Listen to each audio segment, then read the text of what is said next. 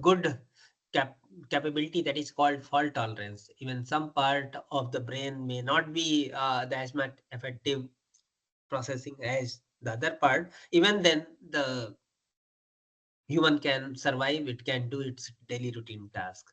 But when we talk about the artificial neural network, one particular component or interconnection is disturbed, so complete architecture will disturb and it will not be able to do the desired task. So that is a huge challenge in artificial neural network domain, that how it can be made fault tolerant. And the last one is also very important, that control mechanism in our human brain is very complicated. It not to be known what the exact replica in terms of algorithm we can do. Whereas in the tasks which we do with the help of artificial neural network, they are using very simple model with the help of, say, for example, some variants of back propagation algorithms. So although the human brain is a very complicated process, we do a simplification in a very simple way, that the processing elements in our human brain are basically composed of some processor which are basically doing some summation, and then mm, linear or non-linear transformation of the summed value. So basically, in a mathematical way, if I talk, whatever the inputs are is a vector x1 to xn, and the synaptic weights are w1 to wn, all the are multiplied just like a inner product. So w transpose x, or simply summation I is equal to 1 to n wixi. So this vk is the net input. Sometimes we add the bias also. So vk is basically the summed value of whatever the input signal after modified with the help of synaptic weights and biases. So this net input vk is given as a input to the activation function, which we represent by phi. So the phi is the activation function, and depending on the value of vk, it will do some output. So this activation function can be a different type. Say, for example, threshold activation function, linear activation function, sigmoidal activation function, depending on application and usability, that what type of complication in the problem domain, and that we can simulate. So very first one, the threshold activation function is a very simple step or unit function, and it can be represented just like, if net input is greater than or equal to 0, output of this activation function is 1, otherwise it is 0. Or sometimes we have unipolar and bipolar representations also. So that is bipolar in the sense that output is mapped between -1 and 1. Whereas unipolar, that we are mapping the input between 0 and 1. So the threshold activation function first was simulated by the McLaughlins and their model, and it was quite old model, although mostly used for analytical study, not being used for uh, the process, what you call some learning algorithm like backpropagation, etc. So for analysis purpose, for a very simple network architecture, for study that what is the behavior of net input, what is the behavior of bias, what is the behavior of different weights, to study in, say, for example, two-dimensional space, mostly we can use the McLaughlin neuron, this neurons model, and with the help of threshold activation function, we can study. I will tell you some example after few slides. The most commonly used activation functions are soft varying activation function, and the family of this activation function is known as sigmoidal activation function. So basically there are two variants of sigmoidal activation function, again logistic sigmoidal activation function or log sigmoidal activation function, and tan sigmoidal activation function. So log sigmoidal, this I'm showing you here, 1/1 plus e power minus this net input multiplied by one slope parameter. Usually if a is not defined, we use it, the default value of a is equal to 1. So it's basically 1/1 plus e power minus v. So that is the net input V. And what is the output of this neuron with this log sigmoid activation function will be mapped between 0 to 1, right? Uh, in the tan sigmoid, we have the expression 1 minus e power minus v upon 1 plus e power minus v. And there is one more representation, that e power minus v minus e power minus v divided upon whole e power plus v my e power minus v. So again, that is the mapping between -1 to 1. If we talk about the interconnection, what the way neurons are interconnected, we divide the complete architecture into single layer feed forward neural network, multi-layer feed forward, and recurrent neural networks. Even nowadays, we are having deep neural networks, which are the subcategories of multi-layer feed forward neural network, which I will discuss afterward, that what we mean by the deep neural networks. So single layer means there is only one processing layer, and there is a input layer which is interconnecting the input to these processing layers, because the processing elements are in only one particular layer. So that is why it is called single layer feed forward neural network. So this single layer is basically containing the neurons having the activation function, summation unit, and whatever the input are coming multiplied by the synaptic weight summed, net input given as an input to the activation function, and that is giving you the output, right? Whereas in multi-layer feed-forward neural network, we are having stacking of multiple neurons together in a layer form. So multi-layer again further divided into two subtypes, that is shallow neural networks and deep neural networks. So shallow generally we categorize as a one hidden layer or two hidden layer. Hidden layer means that is a layer between input layer and output layer. So if the number of hidden layers are one or two, we categorize them as a shallow neural networks. Whereas if the number of hidden layers are more than two, we categorize them as a deep neural network. And more precisely, if we say the current state of art neural networks are basically using more than 100, more than 50 number of hidden layers which are doing the processing. Not only in 1D form, in 2D form also. That is basically the convolutional neural network. So in convolutional neural network, we are basically taking the data as an input in 2D form, whereas in conventional neural networks were doing the processing in a 1D input. Whereas in in all these neural networks, single layer or multi-layer, shallow or deep neural network, we are not having any feedback connection. And the third category is the recurrent neural network having a feedback connection. So here X is the input and O is the output. And this particular having a feedback connection, having again a different weight V. Okay, input weight U and output weights are W. And hidden state is represented by H. So it is basically useful for processing of the data which are varying with respect to time. Sometimes we varying with respect to space also being processed with the help of recurrent neural networks. So most popular variants of the recurrent neural networks are LSTM, long short-term memory neural networks, GRU, gated recurrent neural networks. Basically, the representation of the recurrent neural network, if we want to represent just like a time invariant, so basically it is unfolded in reference to the time. So the data which is varying with respect to time, that is given as an input, and whatever the weights of this recurrent neural network, that will be shared through the time. So what type of architecture we should use, that depends upon the type of the problem.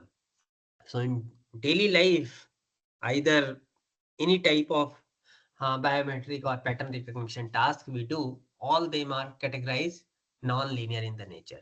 So daily life tasks such like biometric, fingerprint, face recognition, iris recognition, speech recognition, speaker recognition, gait recognition, hand gesture recognition, all these are the non-linear classification problems. So non-linear in the sense that the mapping between input and output is represented with the help of a linear function. More precisely, if the output is are multiple categories, or say for example two category binary categories, so the two categories data are separated with the help of a line in two-dimensional space. In three-dimensional space, that is with the help of plane. In hyper multiple dimension space, it is hyperplane, which is separating the two categories. So if this is not happening, that means the problem is nonlinear in the nature. So for nonlinear problem, what type of neural network is useful? And for linear problem, what type of neural network is useful? So for linear problem, we usually the single layer feed forward neural networks are sufficient. But for non-linear problems, we need multi-layer feed forward neural networks. And if it is time varying, obviously the usefulness of recurrent neural network is undoubted. So this some example I am going to tell you that what we mean by the linear problem and what type of the neural network. Similarly, what type of non-linear problem and how that is can be done with the help of a multi-layer feed-forward neural network. So in this slide, I'm showing you that a problem, a very simple logic gate. Although the neural networks are not meant for the solving logic gates, but for understanding what is the effect of weights and biases, it is very much useful to understand with the help of these logic gate simulations. So the AND gate simulation, say for example, x1 and x2, two inputs are, and when both are 1, then only the output is 1, otherwise output is 0. So in two-dimensional space of x1 and x2, if we plot these 4 points, so corresponding to 0, 0, the output is 0, corresponding to 0, 1, corresponding to 1, 0, the output is 0. So for these three input data, the output is 0, whereas for the last one, 1, 1, the data output is 1, right? So this particular problem can be categorized in two categories, output 1 and 0, by a use of a line. So this line is representing a decision line, we call, and this decision line is basically this uh, can be implemented with the help of a single neuron, and that single neuron is a special case of single layer feed forward neural network. So this single neuron is basically the summing all the input multiplied by the synaptic weight 1, 1. So x1 multiplied by 1, x2 multiplied by 1, and then bias. So what is the net input coming is x1 plus x2 minus 1.5. And the threshold activation function giving this output 1 if x1 plus x2 minus 1.5 is greater than or equal to 0, output is equal to 1, otherwise the output is 0. So the weights 1, 1 and bias minus 1.5 is sufficient to do this type of classification of AND gate. So there is a one of the simple example of linear problem, and with the help of one layer, if multiple classes, or with the help of a single neuron, if binary classification can be done with the help of a single layer feed forward neural network. Similarly, for OR also, just by varying the value of bias, we can do the classification of what you call OR gate simulation, right? But if problem is XOR, both input are same, 0, 0, output is 0, and both input are 1, 1, output is 0, otherwise 0, 1, 1, 0, output is 1, 1. So this cannot be separated by a help of a line.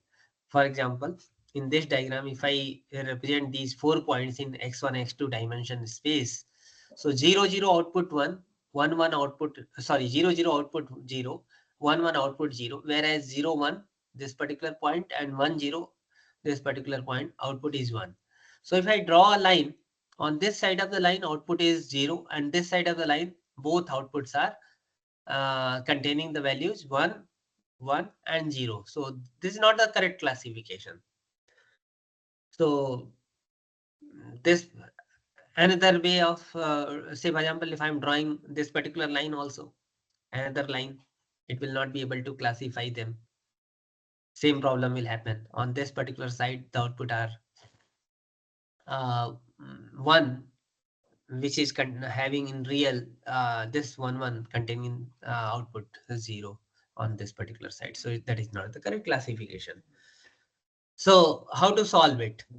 So one way, uh, if I draw a curve, say for example, if I draw ellipse, and this ellipse is containing these 2 points inside this ellipse.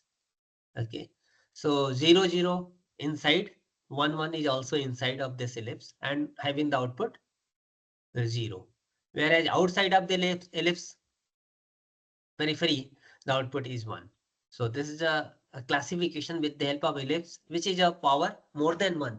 So the input and output mapping with power more than 1 of any variable like x1 square plus x2 square, right? So that is a nonlinear mapping between input and output.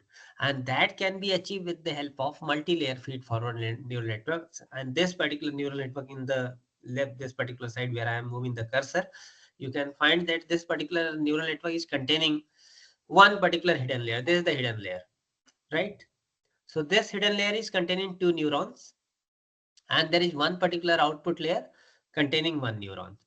This is the particular neuron which is the part of the output layer. Now, with the help of this hidden layer, the nonlinear problem is mapped to the linear space of the hidden neurons, right?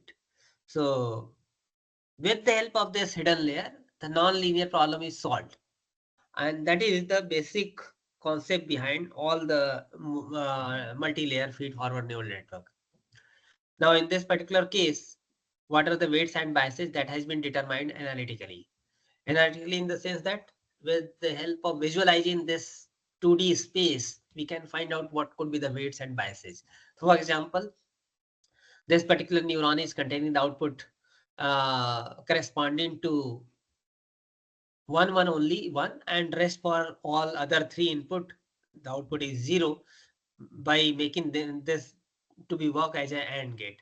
So the what are the weights and biases? 1 1 and minus 1.5. So it will behave just like an AND gate, and that is depicted here, right? This particular neuron, second neuron in the hidden layer, is behaving like an OR gate. So bias is basically changed minus 0.5, and the weights are 1 1 1. So that is behaving like an OR. That means this particular is only 0, and these 3 points are having output 1 for by this particular neuron. Now, this is inverted. Inverted in the sense that this particular output 1 is multiplied by minus 2. So that will be minus 2 value as summed here in the output layer neuron. And for all other input, because of the threshold activation function, the value given by this neuron is 0 0 0 for 3 cases, 0 0 0 1 and 1 0. So that is multiplied by minus 2. So that remain 0. Only for the last one, it will be minus 2 added here. And the second neuron output are multiplied by 1. So basically, for the first 3, it is giving output 1 multiplied by 1 summed here. And along with, we are adding bias. So if we look carefully, this is doing a linear classification, but just by inverting uh, the output of the first neuron, right? So that way, by adding a layer in between input and output, that is the hidden layer, we are able to do the nonlinear classification. In 2D space, we can analyze it very easily, and we can find the solution easily. But for the complicated problem, not only this particular solution, there can be some other solutions also. Like I'm having another solution for this particular problem by finding the decision line, this particular for one particular neuron, and second decision line for the second neuron of the hidden layer. And again, this can be used to solve this nonlinear problem. So the solution of this nonlinear problem can be possible if we can analyze in 2D space that what could be the decision line, what could be the weights and biases, so that the input data is separated by one particular decision line or not. This is possible only a very simple case, but for the complicated problem or even slightly higher dimensional problem. Say, for example, in place of two-dimensional input space, I am talking about the three-dimensional input space. This cannot be uh, visualized in 2D space. 3D space visualization will be difficult. And even if increase the input dimension from 2 to 4, obviously the visualization is not completely possible. So for high dimensional input as well as for more complicated problem, this type of analytical designing of weights and biases of neural network is not possible. And that's why we need some learning algorithm. And one of the most popular learning algorithm I'm going to tell you very quickly, that is the steepest descent backpropagation algorithm, which is uh, using in place of threshold activation function, it is using sigmoidal activation functions at the hidden layer. So you may have a in your mind why we need sigmoidal activation function at hidden layer. So any audience have any idea that why we need a sigmoidal activation function? Neither not uh, threshold activation function at the hidden layer. Just in the analytical case we are using. Any audience? The question is why sigmoidal activation function is preferred at the hidden layer.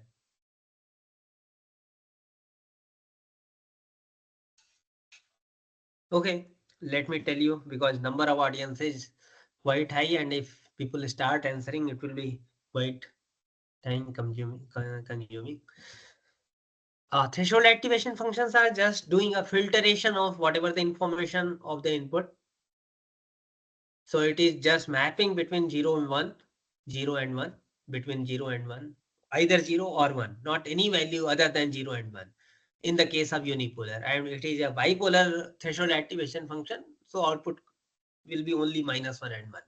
There is no other value. So whatever the information of input data variation, say for example, input data variation for a grayscale image or a color image, which is varying between 0 to 255 and mapped, say between -1 and 1. So all the variation between minus and 1, say for example, -0.5, -0.7, -0.2, all they are mapped to only two values. So that is the filtration of information not being available afterward the hidden layer if the hidden layer is containing threshold activation function. So that's why the backpropagation algorithm, which is based on the derivative based information processing, are not using threshold activation function at hidden layer. Again, another class of activation function, linear or variants of linear, like pure linear activation should not be used at hidden layer. So the choice, most common choice was in earlier study was sigmoidal activation function. And there is two variants of sigmoidal activation function, log sigmoidal and tan sigmoidal activation function. So log sigmoidals are preferred when the input data is varying between 0 and 1. And if it is normalized between -1 and 1, preferred is basically tan sigmoidal. So this activation function is doing a non-linear mapping of input between 0 and 1 if it is a log sigmoidal, right? Now in steepest descent backpropagation algorithm, we are having phase, two phases. One is forward phase or function signal flow direction, and backward step or error signal flowing direction. So in this slide, the green color are showing you how the signal is flowing in the forward direction, and at the output layer error is calculated, and that error is flowing in the backward direction by this dotted line showing. That means we first decide the weight modification at the output layer neurons, so that our objective is to minimize the error. So sometimes we call them cost function, loss function. Okay, so this cost function, loss function are represented at neuron level, at average, what you call, at one particular iteration, or even at number of epochs. So that is a mean square error. So very first one is basically the error at the jth neuron. So jth neuron, what is the error? That is calculated by what is the desired response of this particular GF neuron at nth iteration? N is the number of iteration, and what the actual output is coming by this neuron through the forward pass. So what is the difference of this? That is the error, and we call the instantaneous error of this particular GF neuron. And if we square it and summed it, that is basically the error at this particular iteration. And if we do the averaging for the n number of iterations, so that is the average error. So this is MSE, this is summed square error. Sometimes we call them a different name, that is the loss function also. So what is the meaning of learning? That we have to modify the weights and biases in such a way over the iteration this error is to be minimized. Okay.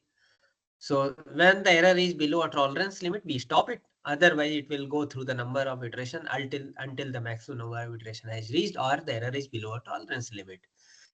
So what is the weight modification equation? That is delta ji at nth iteration is minus eta del E upon del wji.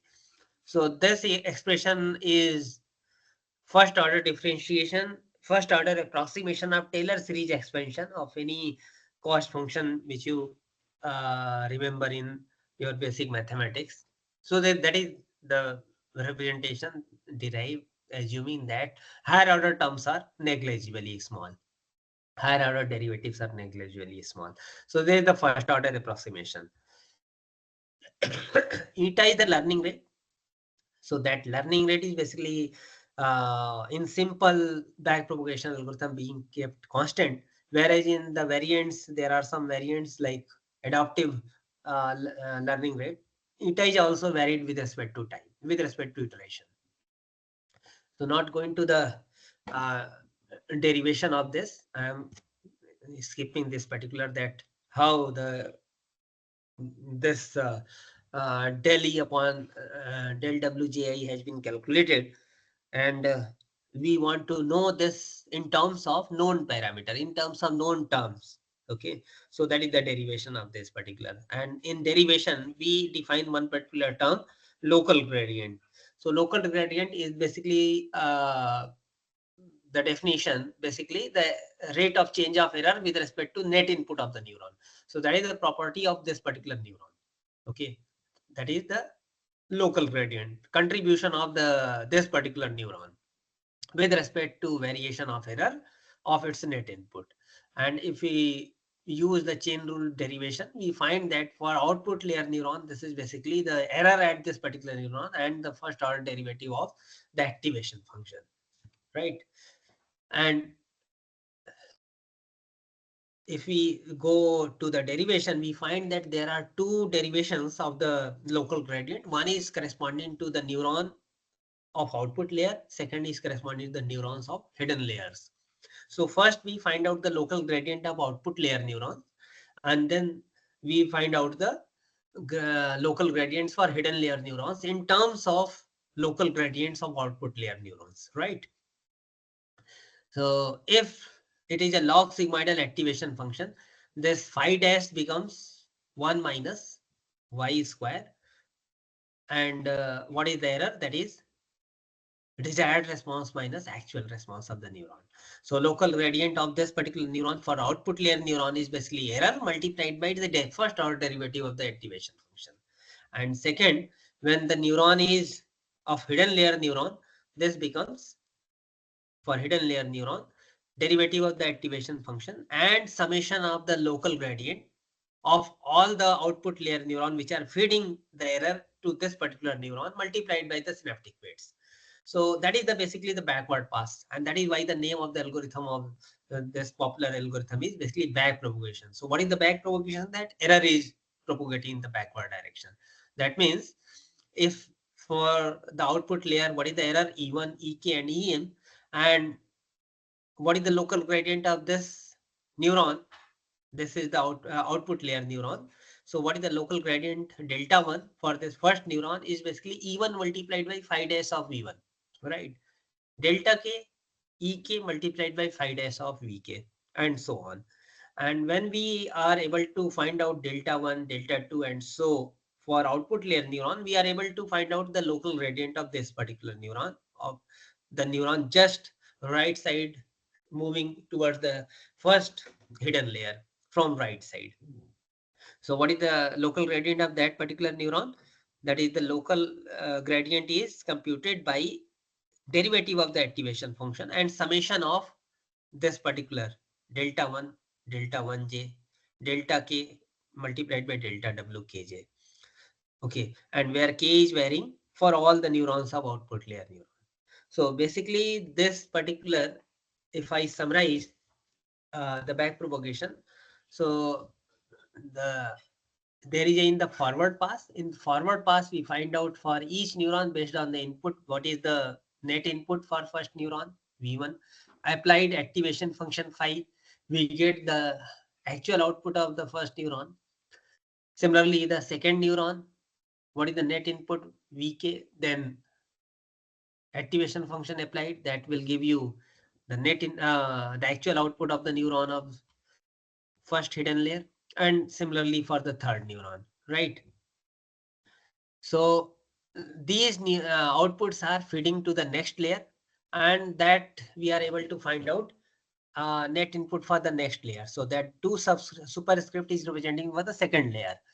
And in this particular diagram, I am having one input, one hidden layer, and one particular output layer. So when we are completing this particular forward pass, we are able to get the output of actual output of the neurons O1, O2, and O3. And when they are subtracted from the desired response, we are getting error E1, E2, and E3. And these errors are now feeding in the backward direction in the second pass, that is the backward pass. So error signal is flowing in the backward direction. And in this process, we compute local gradients of these neurons. So based on the local gradients, we are finding what is the weight modification. So weights are modified by computing the local gradient multiplied by its input, right? So that is the way of the iterative algorithms, how the iterative algorithms are working. So in iterative algorithms, if it is a fully connected neural network, the computation cost is very high.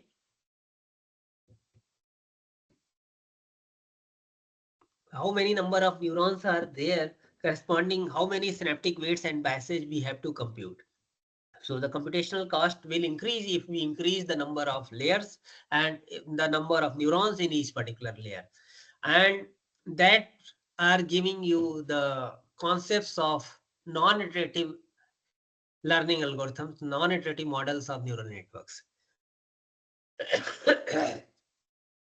So non-iterative models are one of the pioneer work in this particular domain by G.B. Huang, and the name given by him is the extreme learning machine. So this particular is a one step without any iteration, without any modification, the neural network weights and biases are computed. So the first model, which the name was ELM, was containing only one particular hidden layer. Okay, so there is one particular input layer, one output layer, and in between there is a one hidden layer. And in this particular model, the input weights, basically the weights which are connecting between input layer to the hidden layer, are computed randomly, means they are assigned random numbers. Okay, so this is the way that they are not being computed by any modification. In fact, the back propagation starts with random weight. There are two ways of initialization. One is the initialization with the help of zero weights. All the weights and biases are zero, which is not good performing type. Second is all the initial weights and biases of the back propagation are random weights, random numbers. And through the learning process, through the iterations, these weights are modified. These weights are modified to minimize the error. So that is the iteration. Through number of iterations, the weights are modified so that the error at the output layer is minimized. So that is the working principle of multi-layer feed-forward neural network with back propagation algorithm. Whereas in extreme learning machine, there is no what you call iteration. It is one shot training. So in one shot training, the weights between input layer and hidden layer assigned random numbers, and the weights between hidden layer and output layer is computed analytically with the help of pseudo inverse generalized inverse method. So how that is computed? Very simple. Say for example, this is the weights wi, which is basically the random weights assigned, and this p is the input. So the inner product of this wi transpose pq plus bias. So this particular is the output of the ith neuron of the hidden layer. Okay, and what is the activation function of this neuron? Say for example, that is g. So the output of the hidden layer neuron is g of this net input. Okay, so this neuron is giving the output, and whatever this output multiplied by beta, which is the output weight. Okay, so output weights multiplied give you for all the neurons sum, that will be the actual output of the neurons. And for training purpose, what we want, this output in the case of supervised learning, this output oj must be equal to tj. So that means this neuron will learn all the q input sample with zero error if this oj is equal to tj. Okay, and this formulation becomes a system of linear equations h beta t, where beta is the output weight vector, t is the desired response containing all t1, t2, tj up to tq, and h is the hidden layer output. So this linear systems h beta t, where beta is unknown, h is computed, t is given. We can find out beta by simply finding the inverse of h, because h is not a square matrix, or square in the sense that the number of rows and columns are not same.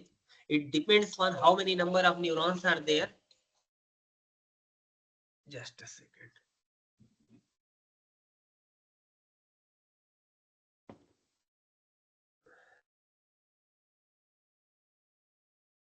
तो दृष्टि ma'am पूछ रही है कि वो फिर आज का अपडेट Hello. कर दें? हाँ जी, कल साझित कर Sir, दें। okay, okay. Now you are audible. Actually, you हाँ, were not audible earlier. Okay, fine. ठीक। सो अभी तक जितना पढ़ाया सब ऑडिबल था। Yes, sir. Audible. हाँ, अभी एक कॉल आ गया था तो मैं म्यूट कर रहा था। Okay, okay. No problem, sir. तो अभी तक जितना पढ़ाया उसमें कोई डाउट है? किसी को कोई doubt? Participants, you can raise your hands if you have any query. We will unmute you.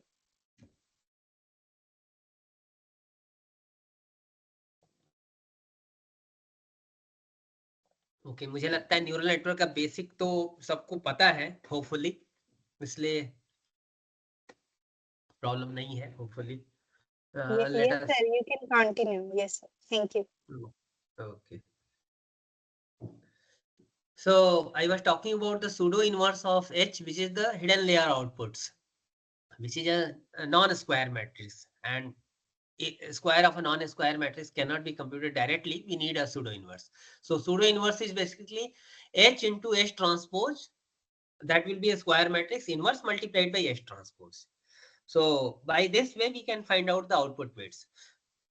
So in the extreme learning machine, the weights between input layer and hidden layer are assigned random number, and the weights between hidden layer and output are calculated analytically with the help of pseudo inverse. So all the weights and biases has been calculated.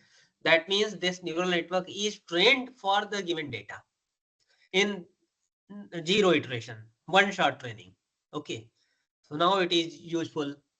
But the problem of this type of neural networks are, because of the different random weights being assigned, one time if it is having performing in a different way, the second time the different random weights will be assigned and the performance may be different. So that is why it is non-deterministic.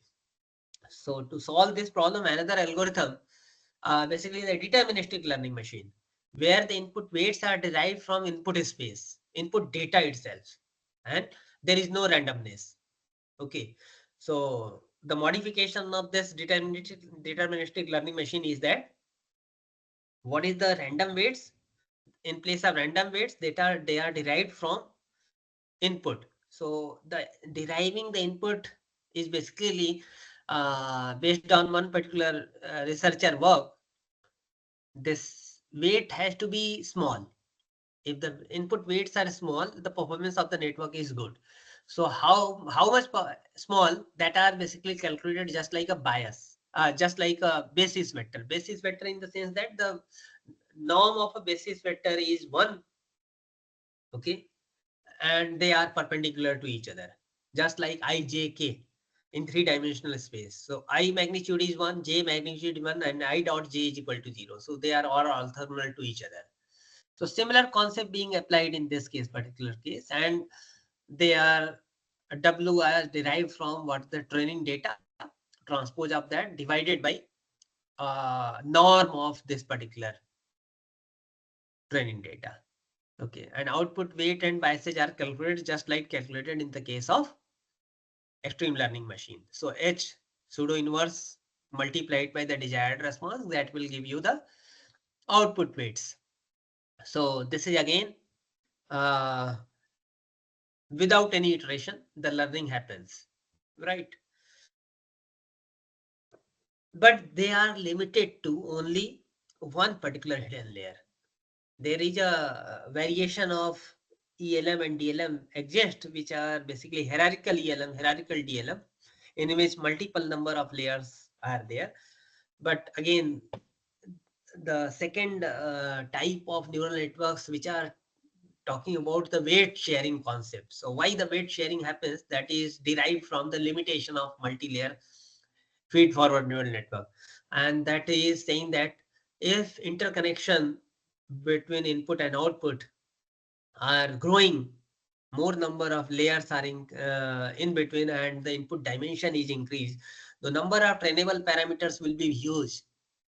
Say for example, if input is 64 by 64 grayscale image, so that means the number of pixels will be 4096 only.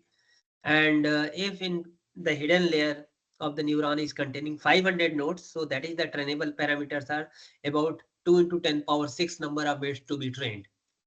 Okay, and if we increase the number of layers, more number of trainable parameter will increase. So this is giving the concept of weight sharing, and that weight sharing is basically uh, done by the convolutional neural network. Same particular mask is being, I'll tell you. Another problem of the multi-layer feed forward neural network conventional is that they are taking input data in 1D form, 1D vector as an input data. If that input image is, that is also converted into 1D vector in the conventional one. So the 2D spatial relationship is basically lost. It is not able to process 2D data. So these two limitations are basically solved with the help of convolutional neural network. So convolutional neural network was given by Fukushima in 1980s, and afterward they were using back propagation algorithm, the variants of the back propagation algorithm. Basically, the uh, revolution of convolutional neural network started in 2010 with the competition that is called ImageNet challenge, and there are a number of notable CNN architectures that won this particular challenge, like AlexNet, ZF, GoogleNet, VGGNet, ResNet, etc. So what is the key concept behind this particular is there is a convolution processing, convolution operation happening, and that convolution is basically one particular mask or the kernel is basically moving through the complete 2D image. Okay, and the same, this particular weight is used to calculate the multiplied value, convolved value. Say for example, there is a 5 cross 5 image, and there is a convolution mask 3 cross 3. So how many trainable parameter in this case? Basically 3 cross 3, that is the 9 trainable parameters to be learned. Okay, so this is convolved over the complete particular image. And not only one particular such type of mask, multiple number of such type of mask being used, and multiple number of feature extraction happening. Okay, so convolution is basically this mask multiplied by the input shifted by the rows and column wise. So that is the convolution value. So that is the concept behind the deep learning, that is it is using multiple layers, and this series of multiple layers are doing feature extraction automatically, and we believe that this type of processing happening in our brain also. So it is more closure model as the human brain models are. So in a convolutional neural network, we are having multiple number of convolutions, multiple number of convolution operation followed by a very simple activation function, rectified linear unit. And then for some type of dimension reduction, that is with the help of pooling. Okay, so such type of stacking of convolution, ReLU and pooling are stacked together many times. Okay, so to understand it in a better way, let me tell you one particular example by which I would like to classify the input either X or O with the help of the convolution. So how this processing happening, let us understand by this example. So this CNN wants to extract the information which is representing either X or O. And what the data is, that data is represented in terms of either 1 or -1. So bipolar, only two values are there in the input data. So black is representing -1 and white is representing 1. Okay. So if it's a simple case, it is to be computed easily. But if it is somewhat distorted one or scaled down one or rotated one, it will be difficult to extract that it is a X or O. So for this purpose, if it is, say for example, this particular part is matched, so this particular part will be matching. But the complete as a image, if I would like to match, it will not be possible to match. And that is the concept behind the small patch matching with the help of convolution mask. So what type of small patches could be possible? Say, let us understand that this particular is containing all background -1 and this particular X which is not distorted will be this diagonal is containing 1 and 1. But if it is a distorted one, the one positions are shifted. Okay, so the match is only there in the center one, and on this particular side there is no match, right? So how to solve this problem? So solution of this is matching with small part. So this matching of small part of this distorted is same. This particular part is also same. In the center one also being same. And all the distorted part in a smaller portion, it is same. But in a bigger view, it is not being same. Right? So for this, we can have a different patch of the feature matching with the help of, say, for example, these are some very useful type of convolution mask. So this is a diagonal convolution mask. This particular diagonal is containing only 1 and rest all other places are all -1. Similarly, this is corresponding to small x, that is diagonal. Both diagonals are 1 and the center 1, and rest 4 places it is -1. And this is a leading diagonal 1 and all other places are -1. So these three convolution masks being used to find out what could be the matching possible. So how it is computed? Say for example, this particular is matching on this particular part. This is matching on this particular part. So if it is convolved on the complete image, the matching will be higher on this particular part. This will have a highest matching on the center part. This will have highest matching on this part and on this particular part. Right? For example, if I am having the mask of second diagonal, okay. So what is the convolved value? See, 1 multiplied by 1, that is equal to 1, but minus 1 multiplied by minus 1, that will be also 1. So total summation multiplication will be all 9 places 1, that is all 1 multiplied by 1, 1, minus 1 multiplied by minus 1, 1. And this place also minus 1 multiplied by. So all 9 places we are getting what the value? 9. 9 times 1. And if it is summed just as a convolved output value, so that is 9. And how many number of the places of the size of the convolution mask? 9. So that is divided by 9. So we are getting at the center 9 divided by 9 is equal to 1. So this is the convolved value of this particular filter on this particular region, right?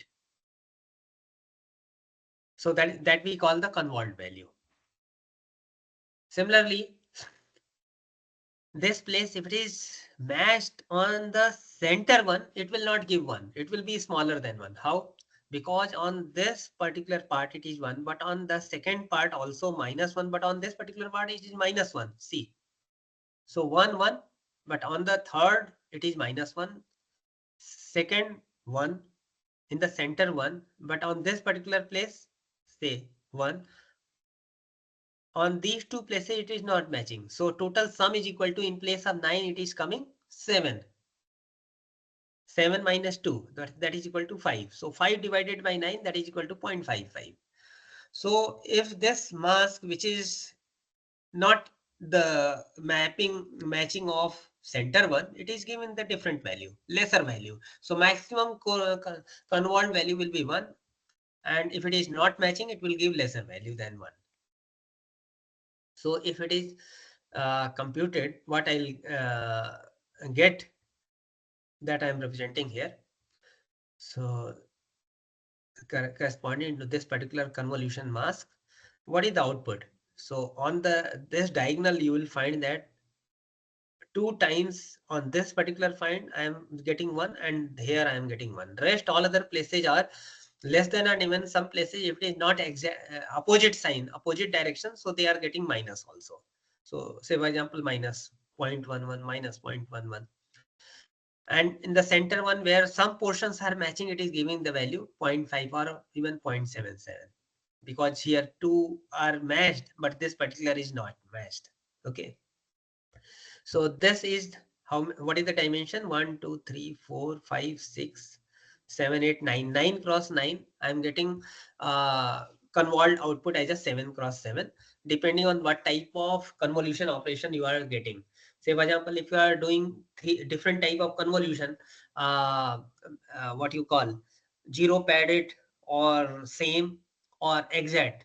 So let in this scenario, I am representing after padding, that is represent padding by -1, okay, and that are removed. So this becomes 7 cross 7 as a convolved output. Similarly, for this convolution, this output I am passing by other convolution filters. This image is passed convolved by other filters. So say for example, for corresponding to this diagonal 1, 1, 1, I am getting this particular one. For corresponding to small x, I am getting at the center 1, and rest all other are not matching, so are getting the value lesser than 1, right? Even minus 0.77, because here it is just opposite of what this particular x, and corresponding to the third mask, I am getting this particular one. So here some are negative value, some are positive value, from 1 to minimum negative. At max, how much negative can be? It can be -1. So values are between -1 and 1. Now applying some what you call pooling, because if I am having this 9 cross 9 after padding and convolved by 3 mask, I am getting an image of 7 cross 7 3 times. So total dimension from 81, now it is increased to 3 into 49. So the dimensionality will increase, and to lower the dimension, we do some filtering task we call the pooling. Pooling, that is a type of dimension reduction which either two type, either maximum pooling or mean pooling. So max pooling, that means maximum of that particular region has been taken, or mean of that particular region has been taken. For example, in this case 2 cross 2, the stride is basically 2. What is the max of these four value? 0.7, minus 0.11, minus 0.1 and 1. What is the max value? That is equal to 1. Right? Similarly, it will move to the next 2 cross 2 region. So what is the max value? That is equal to 0.3, 0.55, 0.3 and so on. So this will be the output after pooling, right? Again, if we want to do further feature abstraction, we can do pooling, we can do convolution with different mask and then pooling, right?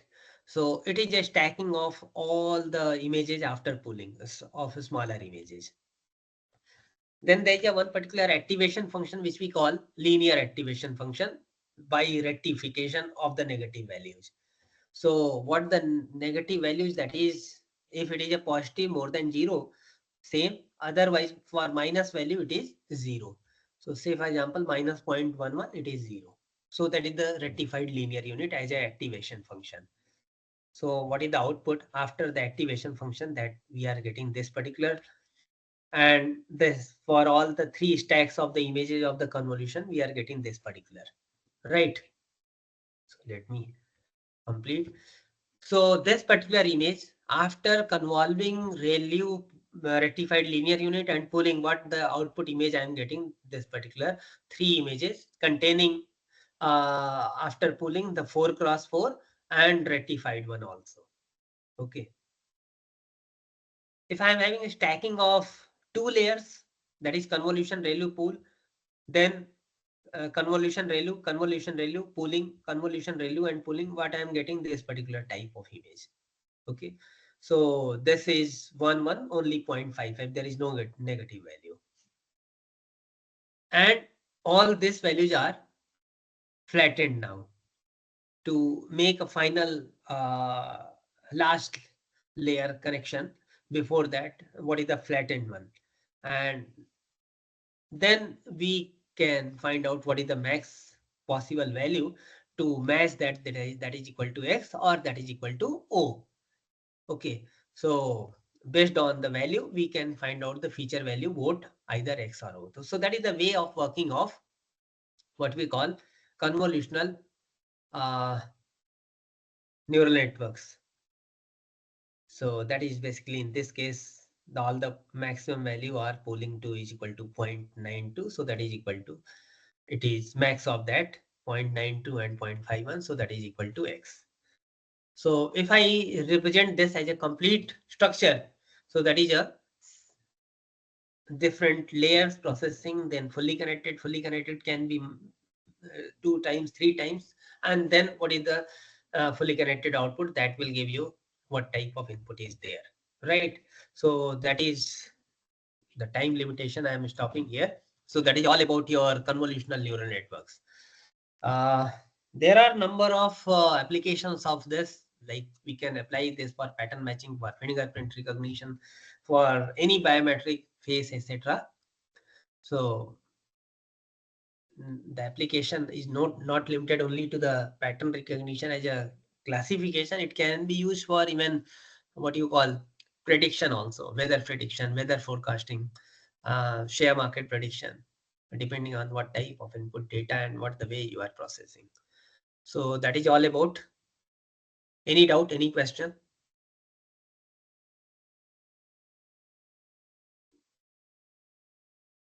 Yes. Let me start. Participants, please raise your hands if you have any queries. We will unmute you.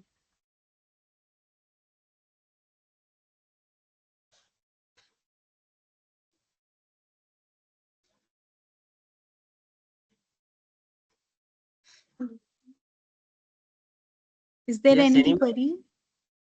I think, sir. Is there any chat? someone is writing, sir. Can be what she Yes, sir, in chat window. chat window. Okay, let me open it. Example of same padding in short.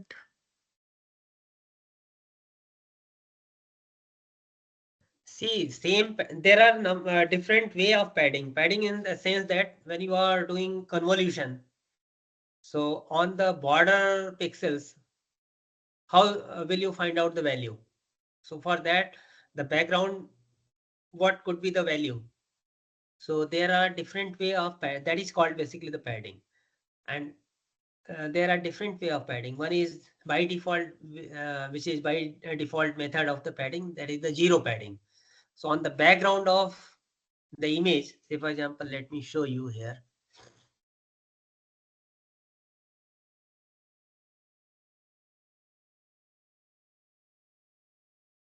Say in a very starting part of this.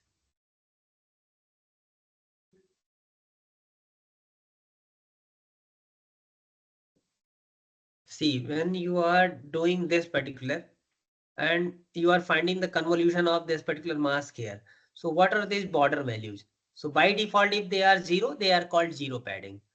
Another padding method is same. So same means whatever this value they are replicated. So these two values are replicated here. These two values are replicated here. And this border one is also replicated on the corner one. So that is the same padding. There is a circular same padding also. Circular same padding, that is, it is visualized just like a circular cube. So this particular value will be padded here. This particular value is padded here, right? Similarly, on this particular side, this array is viewed as a circular array. So this particular will be padded here, this will be padded here. So, and the corner on this particular side is padded here. So that is circular same padding. So replicate and circular, apart from zero padding, are the other method. Is it clear? Let me see. Screen is not visible. Sir, actually the screen has not been shared. तो अभी तो share किया था. नहीं, at that time it was visible fine, but I think अच्छा. some participant has doubt in the question. They thought that you are shared during the question answering also. Okay. You have not shared, na? Initially, just now I have shared or not? No, sir, you have not shared. Okay, wait a minute.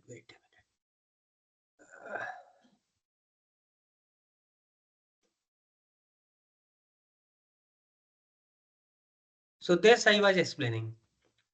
Hopefully, so this shaded region is basically the area of padding, and that I was explaining with the zero padding. That is, all these values are zero, and if it is same, what the values are replicated here, that I was telling you. Is it clear now?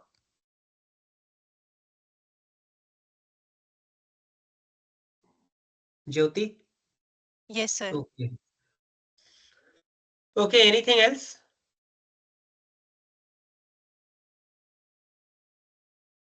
I think queries are not there. Okay. Okay, sir. Thank you so much for Thank you such a so Okay. much, sir. session. Okay. Okay, so let me Thank you stop so here. much, sir, for joining us. Thank you. It was No. a very good session. I was looking into it. Thank you so much, sir. Okay, welcome. Thank you. Bye. Bye, sir. Thank you, sir. Thank you. Okay.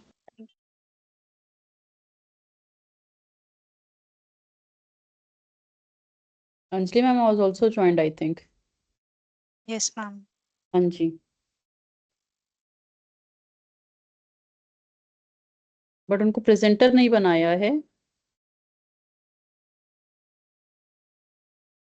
Yes, ma'am. Doing. Just doing.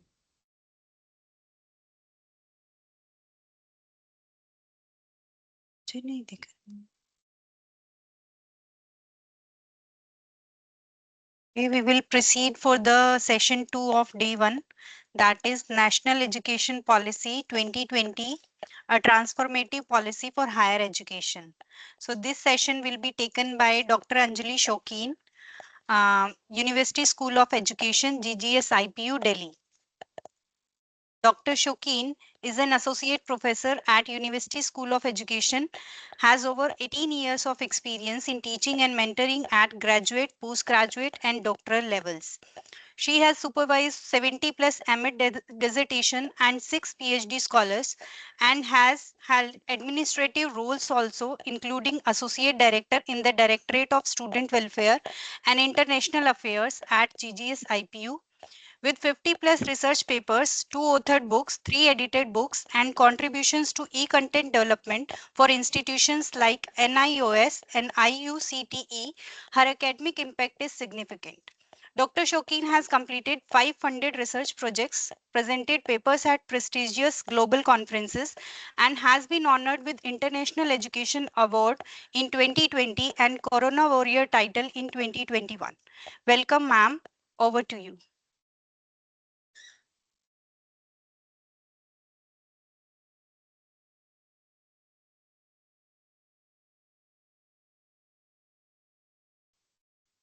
Yes, I'm audible. Yes, ma'am. Good morning, ma'am. Good morning. Good morning. Good to Good see you. morning And for the warm welcome. thank you Thank you, so ma'am. much for joining Yeah, us. same here, Dr. Deepika. Thank you I so have much, ma'am. joined at 11:20 and was watching Okay. that Professor Vishkarma was taking the session. Okay. So, yeah. So first of all, I want to congratulate you for organizing this wonderful faculty development programs. And also I want to thank the whole the management of Bharatiya Vidyapeeth. That is the one of the best institute of our university also. Thank you So so much, ma'am. thank you for inviting me and congratulations to you for organizing this wonderful faculty development program. So what I was in mind that after listening this technical session, my session is like focusing on this National Education Policy 2020. So this is basically the session will highlight that what are the basic you can initiatives which are undertaken by the government and what kind of changes we can see around us. So I can say that to begin with that we all know that this policy has came after the gap of 34 years and it visions basically it reflects the vision that how we as a country India has to transform the education system which can be the best in the world. So I think the all efforts are being done to become to achieve this goal that how we can become best in the world and how our education system can be best in the world. So as this policy is focusing on the inclusiveness, the flexibility, and the multidisciplinarity in the education. So various, you can say, reports, various documents, they have come out. UGC has also taken the initiatives. AICT has also taken many initiatives that how we can change our education system, what kind of refinements we can do. So we all will be discussing in today's session. I will be sharing all the recommendations also and the policy documents also which came after this policy and which I can say which is the outcome of this National Education Policy 2020. So basically this policy is suggesting so many changes in the field of higher education. It basically the policy is divided into two parts. That is, one is the school education and one is the higher education. So we will be discussing all the things which are related with the higher education. So I think most of the participants they are from the technical background, if I'm not wrong. Yes, ma'am. Yes. Yes, ma'am. Okay. All are I from don't technical, think all there are will from be any engineering or so maximum are from engineering background and from Delhi NCR and few are from South India too. ये अपने But app all में are गड़बड़ हो रही okay. okay. Okay. Hmm. So let me I think there will be no problem at all because That's okay, ma'am. many That's of an us NEP is a topic that should be it's a new, and we should understood that what are the new education policy in coming up in our education system. So it will be an enriching session. yes. So Uh, yeah. please share Let's your see. screen, ma'am. Okay. Yes, I'm just trying to share my screen. Yes, I think now I have done it. Yes, Dr. Deepika? Yes, ma'am. Yes, it's visible now. Right. Uh, Yes. Yes, Dr. Deepika, I forget to thank you for rescheduling my session because there That's is one okay. program that I can is understand, coming. ma'am. We have some So other last priorities to. minute, That's it okay, ma'am. You're always was welcome. like hassle for me that what to do, what Ah, not to do. that's okay. So That's thank okay, you ma'am. very much for accommodating Okay. my session. Sure. Yes, ma'am. Yes.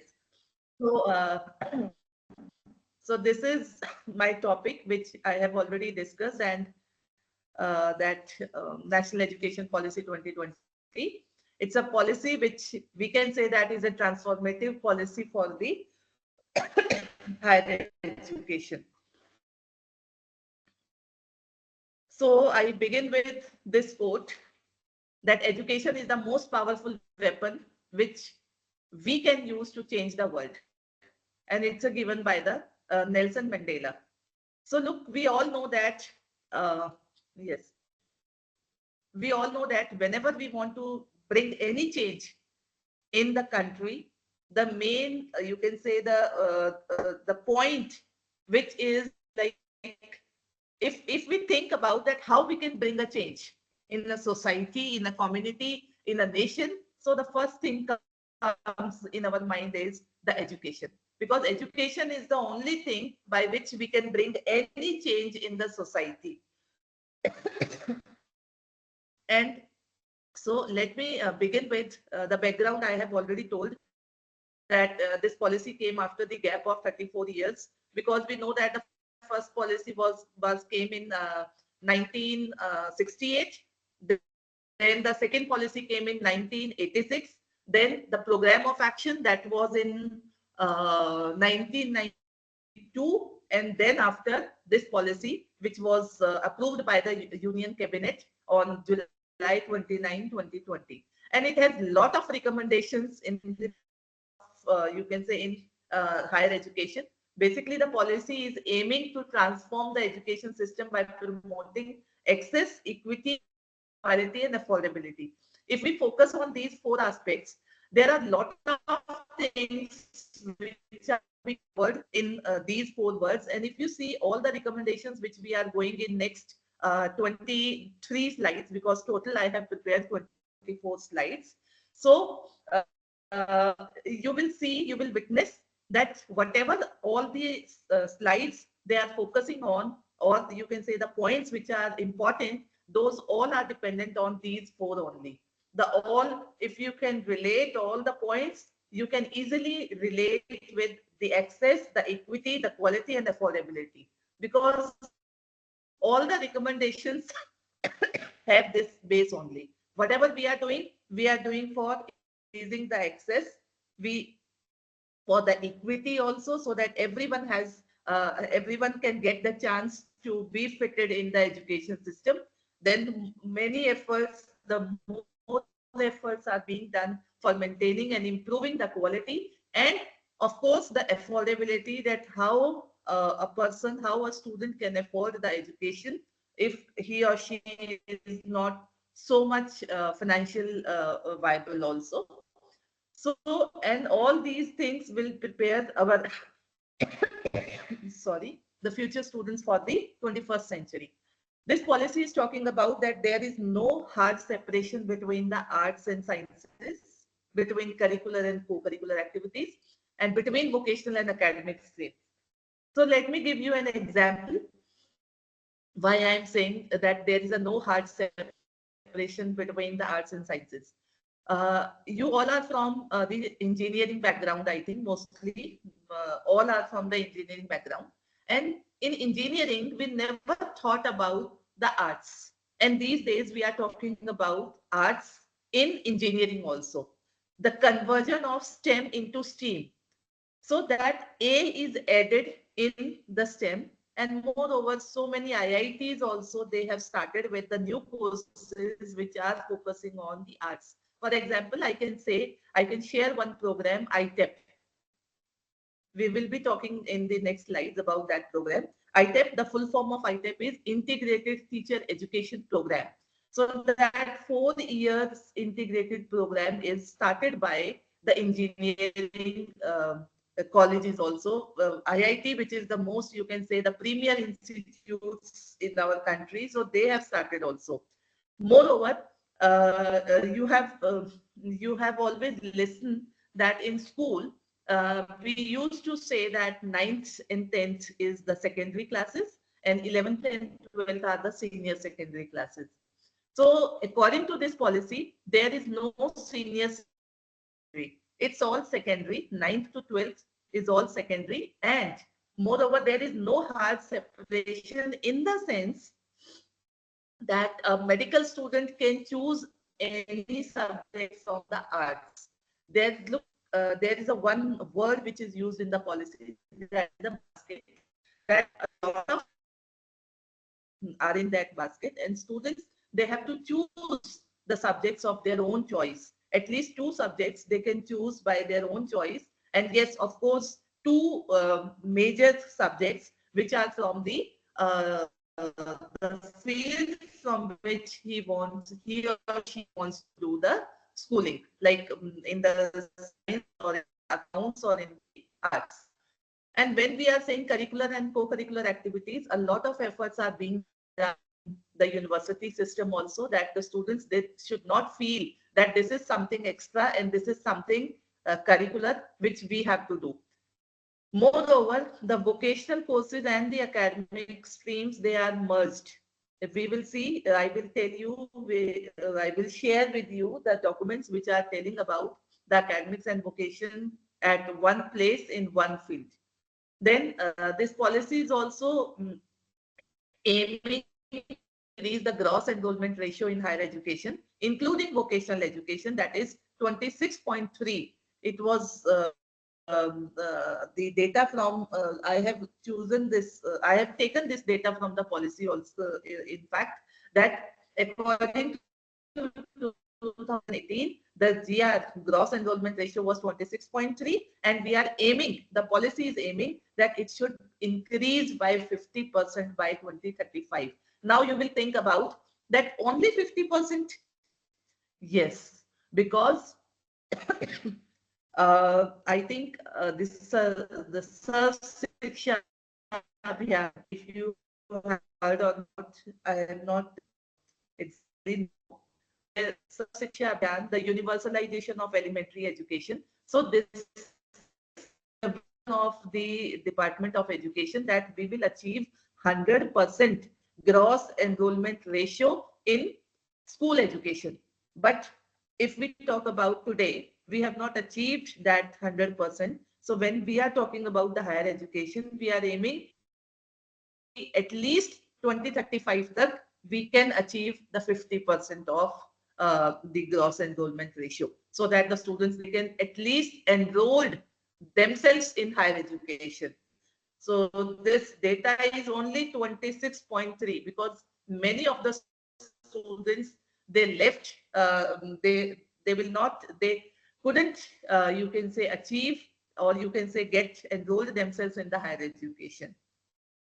And one more thing, that in alignment with this vision, the Ministry of Education has witnessed a budget of 1,12,899 crores, which you can see from the slide also, in 23-24. This is the data of previous year. So this coming year, I think I have to see. I am not able to find out that how much is spent on that, but this is the last year data. And it is, if we can compare with the 2021, so we can see that there is a 13.68% increment. So this means the fund is increasing, which is spent on the education. Then the major recommendations and the initiatives of national education policy. First of all, we will be discussing on the holistic development and multidisciplinary education. So right now, everywhere we are listening that there is a holistic development, there's holistic education should be there, the education should be multidisciplinarity. So what kind of changes are being suggested in this for the holistic development of the student? I I think that this development word is wrong here, because here it should come holistic education and multidisciplinary education. Holistic development is required for the holistic development of a student. So we are talking in the terms of holistic and multidisciplinary, in the sense that university, they are transforming into large multidisciplinary institutions, because we have listened that the standalone colleges, like I can give you an example, an institute which is running only one course, they will not be like function in future. In teacher education it is, but obviously, but in the field of engineering, we will see that what kind of changes will happen. So basically it is required, the policy is suggesting that in every educational institution there should be minimum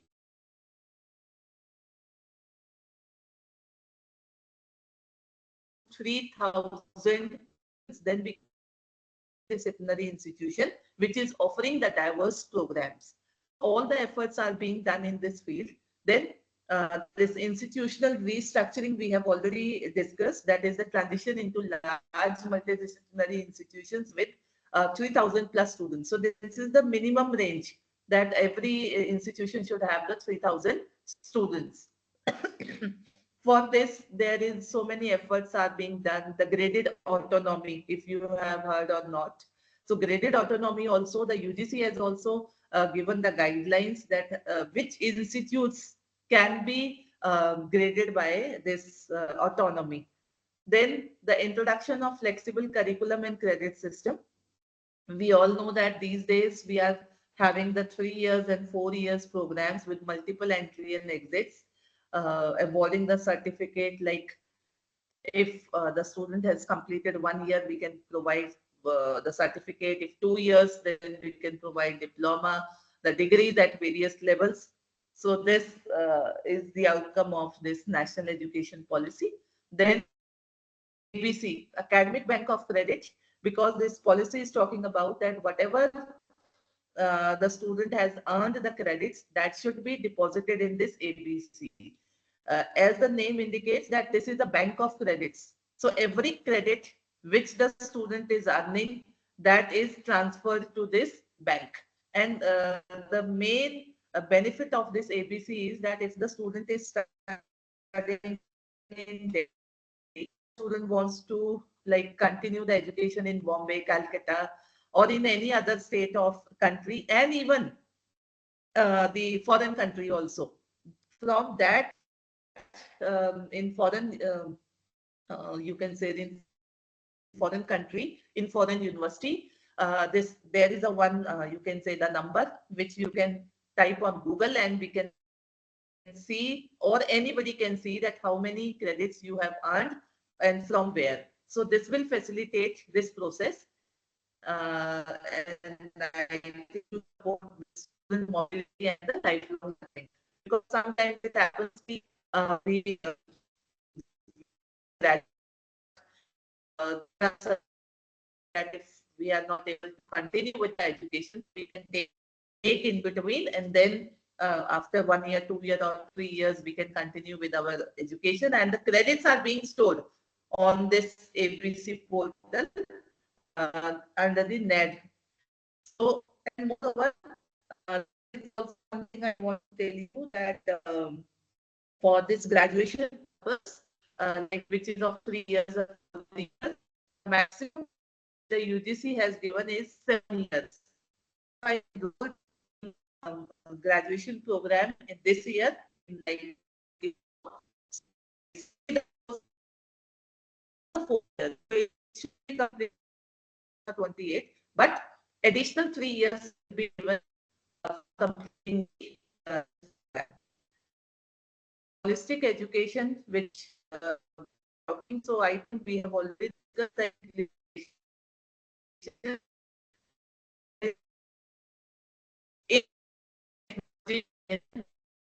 and one more recommendation that is actually one multidisciplinary higher institute in Hello. the Indian languages, because sometimes it happens. So any of the state institution nearby, so I cannot my higher education because I don't say. He's talking Ma'am, about your yes. voice is not clear. Okay. Ma'am, actually it is breaking. Your voice is not clear. I think some network issue is there.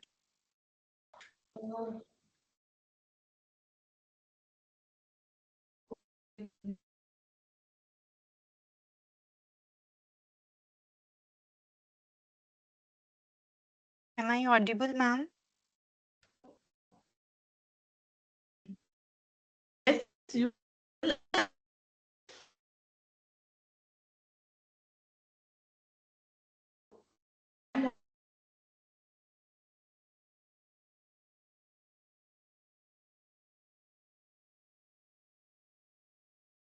hello.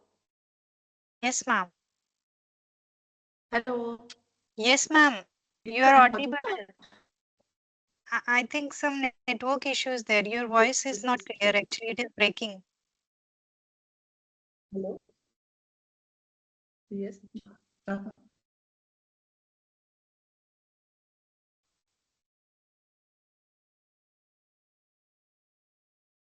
Ma'am, please proceed so that we can. Okay, let me do. Okay. Okay.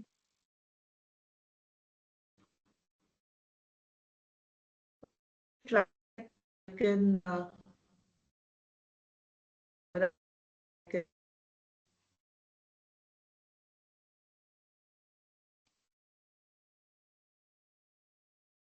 Rejoin करके देखें, राखी ma'am बोले।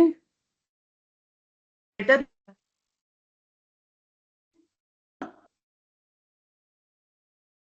Okay.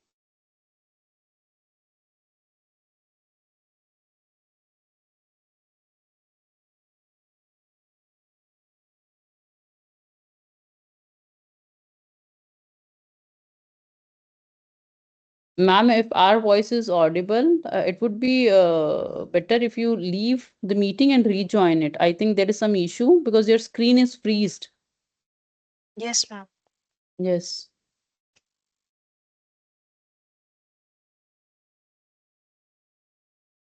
का screen in freeze है.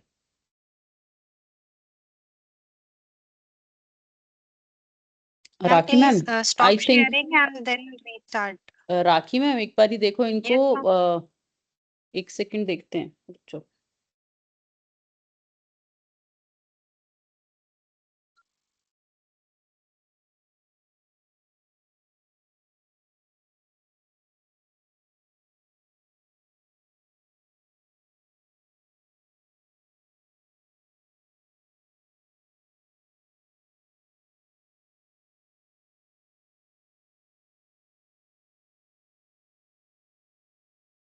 Ma'am is rejoining. Participants, please. There's some network issue. She is rejoining.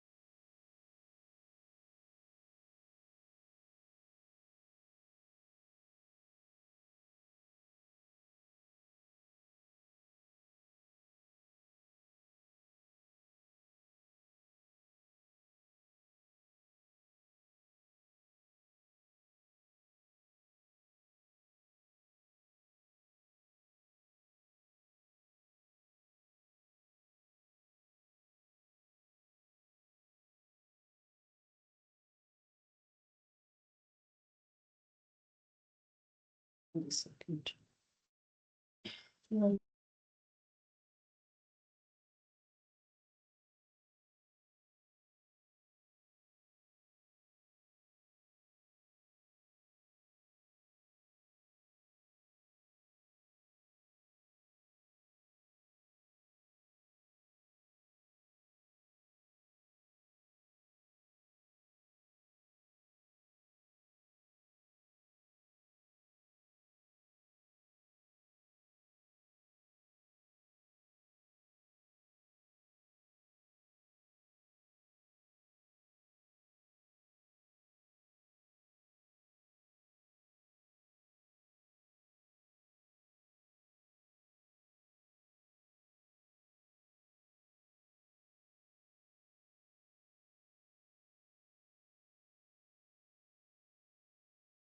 Please wait for some more time. Ma'am is connecting.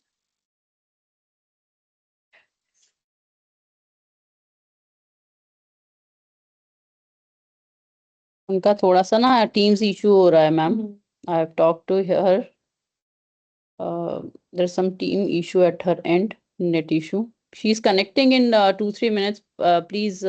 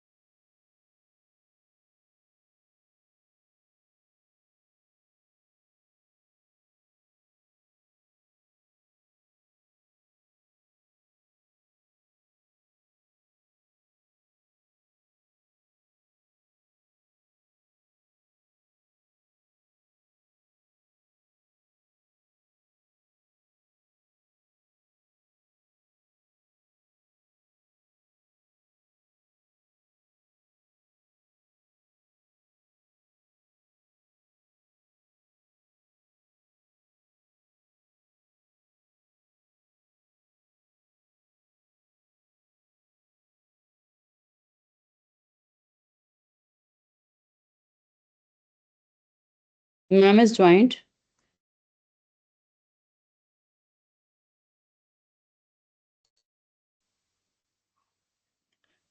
Yes, so now I am audible. Yes, ma'am. Ma'am, I suggest you do video on मत कीजिए. It will take more data usage. आप presentation अपना share कर दीजिए. नहीं तो presentation भी if you can share with us, we will play the PPT from our side. Video Okay. off करके आप ले लेंगे, that would be better. जो data issue आ रहा है ना, वो नहीं होगा मैम. Okay. हाँ जी ma'am. Okay, so my screen is visible. Yes, your screen is visible. Yes. Keep Okay, your and my video voice is off. coming. Okay. Now it's okay, but it's still distorting in between. Please Okay, keep so your let video me. off. So now Yes, it's ma'am. better. Now better. Please continue, ma'am. Thank you. Oh, thank you. Okay, ma'am.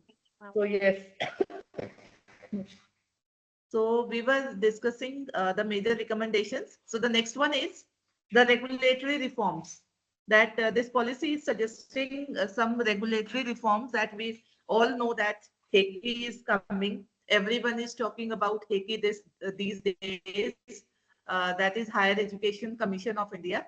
So basically, this will be a single umbrella under which there will be the four verticals, and that is you can see from the slide also that the first one is the National Higher Education Regulatory Council that for the regulations, then the National Accreditation Council for the accreditation purpose, Higher Education Grant Council for all funding, and then General Education Council for setting the academic standards. So these all will come under HECI, and I think UGC, AICT, they all come under this one umbrella, that is HECI, Higher Education Commission of India.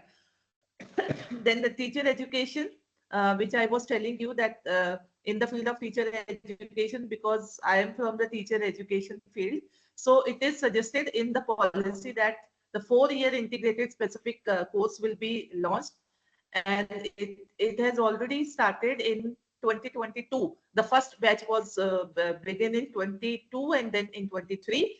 And this basically, it's a combination, it's a dual degree bachelor's program.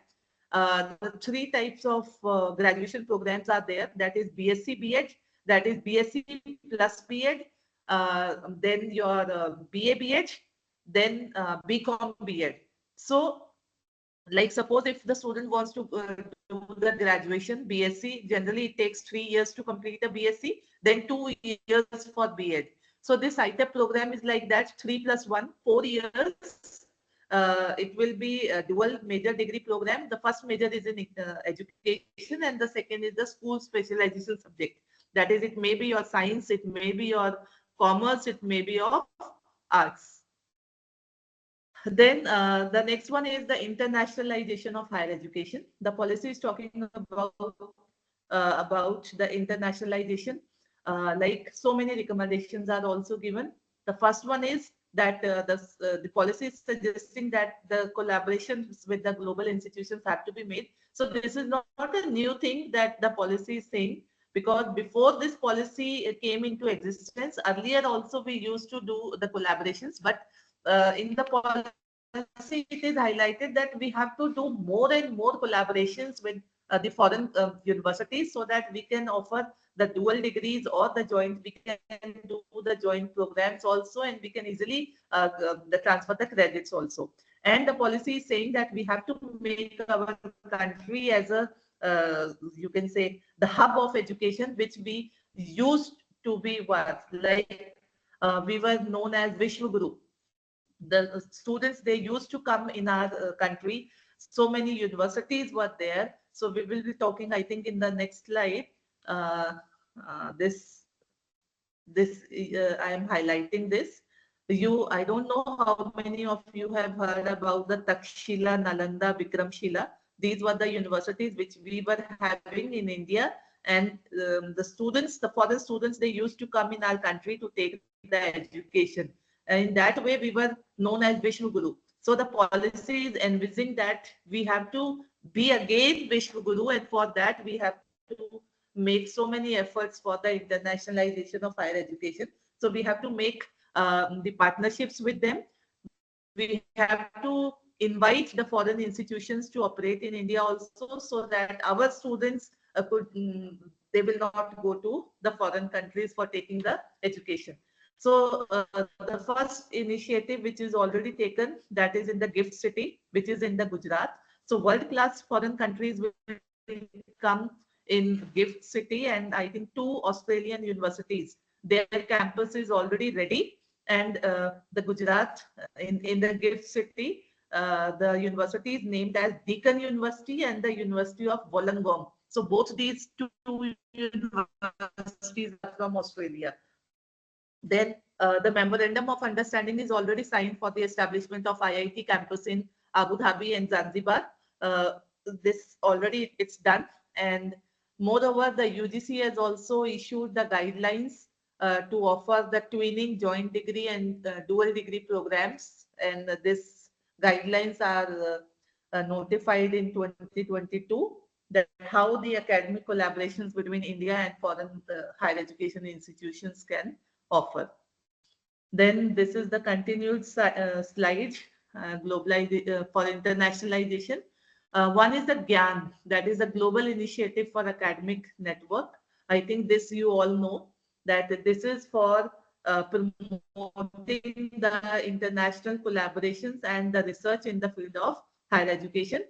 And the nodal officer of this nodal agency is the IIT Kharagpur, which is looking after this GYAN portal. Then the next is Spark scheme. We are aware that these many universities, they have collaborated with the Spark. Memory seats for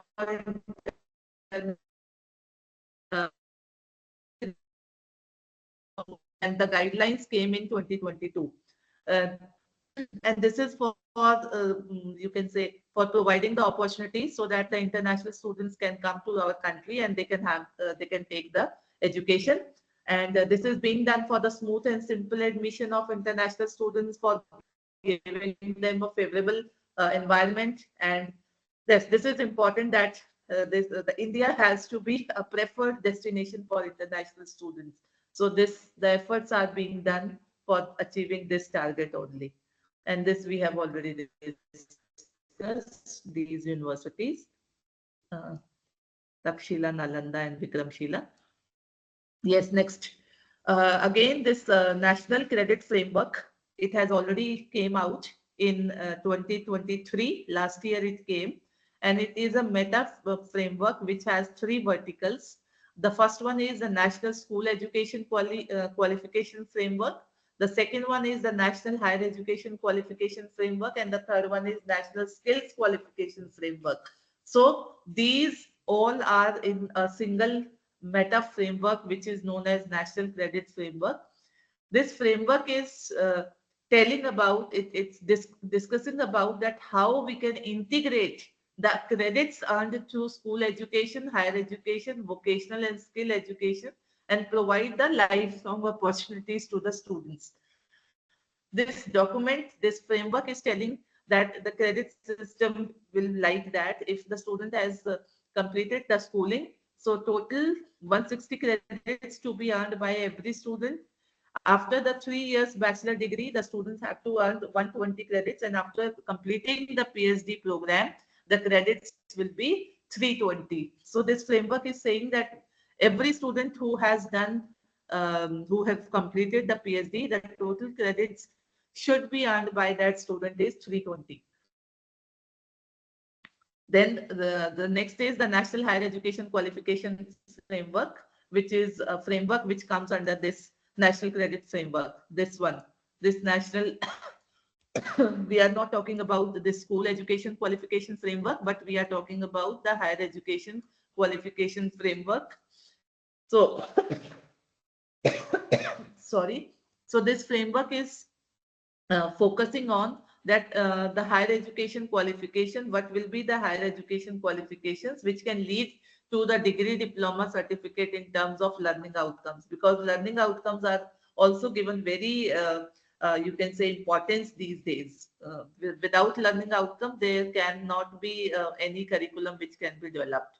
So this framework is also providing an integrated national framework for recognizing and accreditation qualifications offered by different type of institutions again in higher education.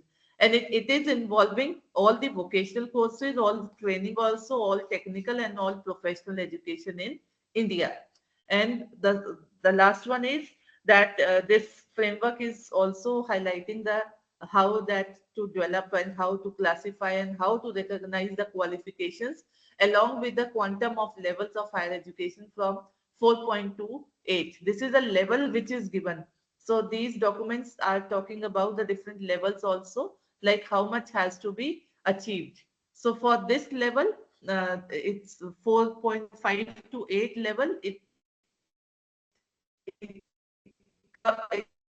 the higher education qualification work. And below that, like if we talk about 0.5 up to 3.5, I think, yes, that is school education. Then there is one portal,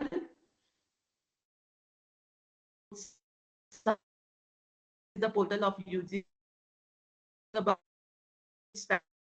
in higher education. So every uh, to this, the, the track support and initiatives, like whatever the university is doing in the campus, that should be uploaded on this UTSA portal, and the UGC can have an eye that what the institution is doing. So every university is having the AISHE, that is All India this state higher education code is provided, and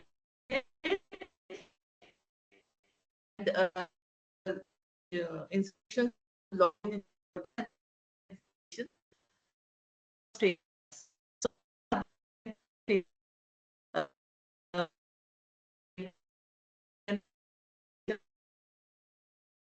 loaded on this, and this is online education. You take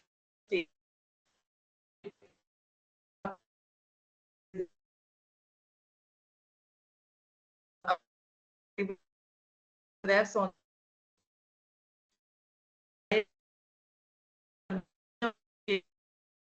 that uh,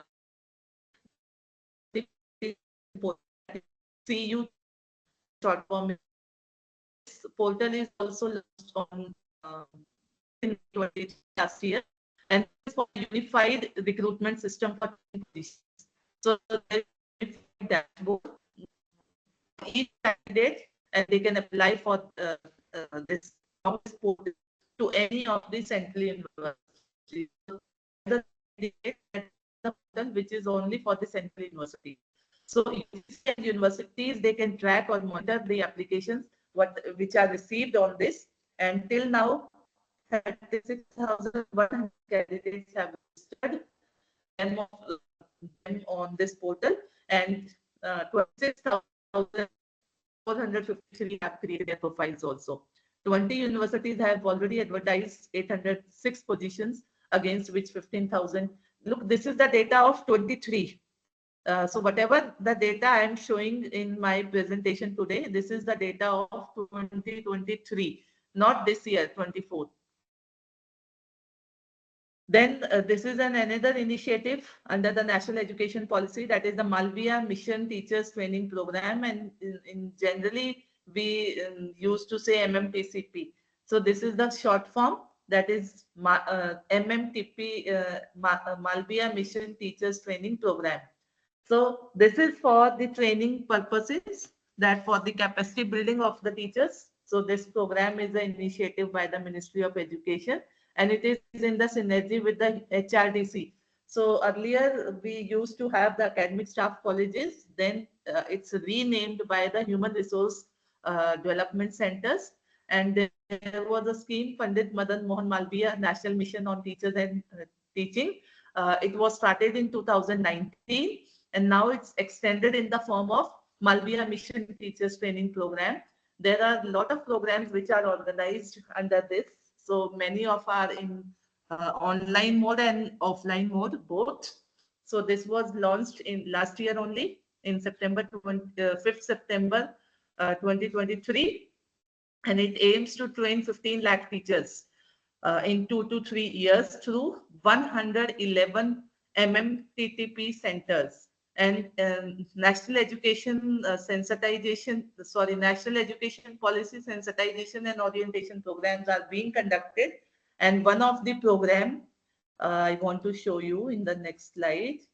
This is a program which our university, Guru Gobind Singh Indraprasth University, is organizing with NUPA, that is the National Institute of Education Planning and Administration, which is in Delhi, inside the NUPA. If you have seen the NCRT campus, so in NCRT campus, this NUPA is there. It's a deemed, to be deemed university.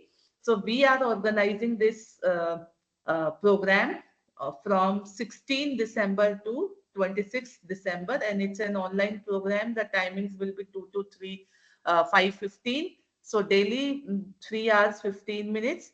So this is a collaboration program. If any of you want to know national education policy in more depth, so you can register in this program. I will share the details with Dr. Deepika also, because I am the coordinator from the university. So I will share you the video that how to get registered on this portal. And there is one form also of nomination form by the HOD and principal. So both things I will share with Dr. Deepika after this lecture. Then the next recommendation is the Swayam and MOOCs. Swayam, that is, we all know that the full form is the study web of active learning for young aspiring minds. That is the full form of Swayam. So we all know that for bridging the digital divide for students who have remained untouched by the digital revolution, so that is a blessing to all those students. And UGC has also issued the circular which states that the 40% of the courses can be done from Swayam portal. Earlier, it was the first recommendation was up to 20%, and then the second recommendation states that up to 40%. So the students, they can earn the credit from the Swayam portal. So this is the data. You can see that e-content is available, 23,000 plus PD text videos, Swayam MOOCs 137 courses, non-engineering Swayam courses, and in fact the AICT is also providing in 8 regional languages. So you can see this data from this, and there is a translated courses also, so that they can address the language barrier also, and it focuses on to promote the Indian languages also, because a lot of thing has to be has stated in national education policy about the multilingualism also. So around 295 universities have adopted Swayam. So many more universities has to adopt. So I think in the coming days, we will see that many universities, they are coming forward and giving this choice to the students, that they can complete, they can earn, the students, they can earn credits through this portal. Then the next initiative is the AICTE, that is the Idea Development Evaluation and Application, Idea Lab. I think you are familiar with this lab, that the scheme approved for the encouraging the students for the application of STEM fundamentals, and hands-on experiences and learning by doing is to be offered. Then these labs are mandated to function 24/7 in all the institutions. 72 institutions spread off over 20 states that have already identified to set up the idea labs. and 7,568 institutions innovation councils have set up, and then around 104 idea development labs have been set up involving, you can see this data, more than 10,000 faculty members and 1,15,000 students. So this is again the data of previous year, and these labs, basically the main purpose is to intense the industry academia interaction. Then ATAL tinkering labs and incubation centers. So these are the initiatives of the Niti Aayog, and the main purpose is to foster the innovation and entrepreneurship in India. And I think this is the main focus of this faculty development also, because this is also promoting the innovation and entrepreneurship in India, and you are organizing this faculty development program also. So ATAL, that is focusing on creating a culture of curiosity. You all know that lot of hands-on experiences are provided. Then in AIC, that supports the startups and entrepreneurships, bridges the gap between the academia and industry. And this is the data. Over 10,000 ATALs have been established in school and colleges. And I think this is the data of the previous year.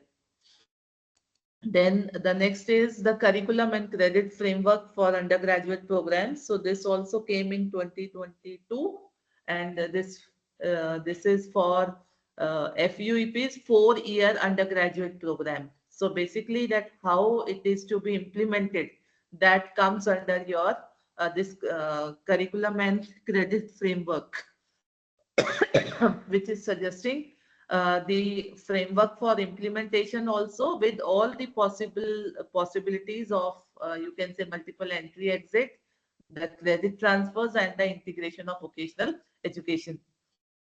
So it is also providing an opportunity, providing the details also, that how to choose the major and minors as per the choices of the students. So this is the framework, which is a, you can say, it's suggesting the guidelines that how one can choose the subjects, how many credits are to be there, and at what stage the student can make exit, and at what stage the student can make entry into the course.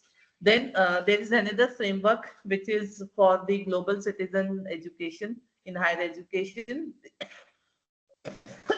because this policy has given a lot of importance on the global citizenship also. And this document, this framework is providing the clarity on that how higher education institutions can integrate the concept of global citizenship among the students through the teaching, pedagogy, and research. So a lot of, you can say, suggestions are given in this framework.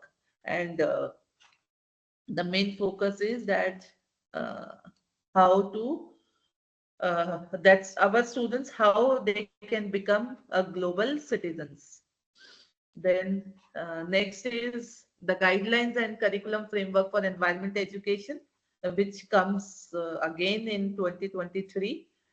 This framework is suggesting about the learning outcome-based curriculum guidelines, in which it is focused that the environment education should be the integral part of the curriculum, and it should encourage, that will encourage the environment awareness and sensitivity towards the conservation and the sustainable development. Because the sustainable development goals also, you have heard about that we have to achieve all those goals, and especially the goal number 4, which is focusing on the quality education. So the deadline of this sustainable development goals is 2030. And because we all know that there are so many climatic changes, pollution, waste management, sanitation, conservation of biological diversity, management of biological resources, and biodiversity forests. So these all are the basically different areas which needs to be focused, and the students, they should be sensitized towards all these things. So for that point of view, this framework has come out. And the next is the Mulya Prava.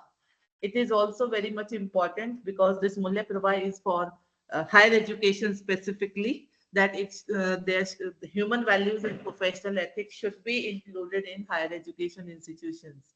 So because these days the students, they are not respecting the values. So basically, this is a, you can say, document which is suggesting that the human values and professional ethics should be the part of the curriculum, and by different ways it should be incorporated. So the main purpose is that to develop a deep sense of respect towards the fundamental duties and the constitutional values.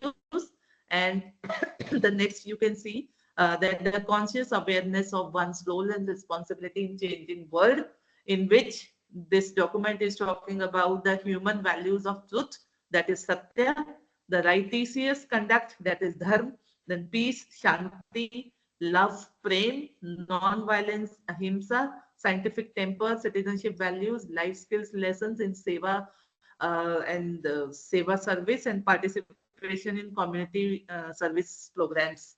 So here I also want to tell you that this community service program, uh, the policy is suggesting that that should be the part of the curriculum, and it should have the 2 credit course also, that whether the student is from engineering, whether the students from the commerce, arts, from any field, but this community engagement should be made compulsory, so that students, they can go to the field, they can have the first hand experience, and they can also contribute in the society.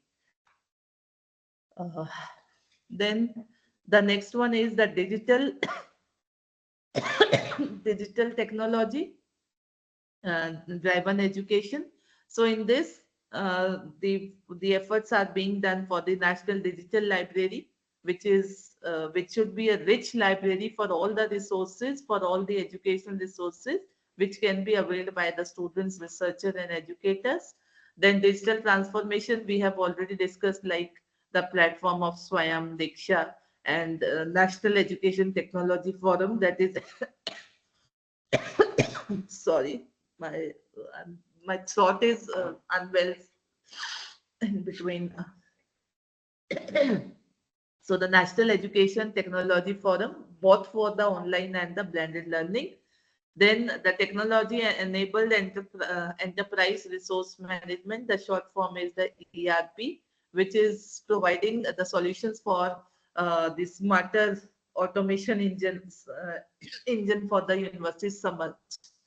So Samarth is a basically portal which is used by the by the faculty, and I think many of you must be aware about this Samarth portal, the functioning of this portal in the university these days.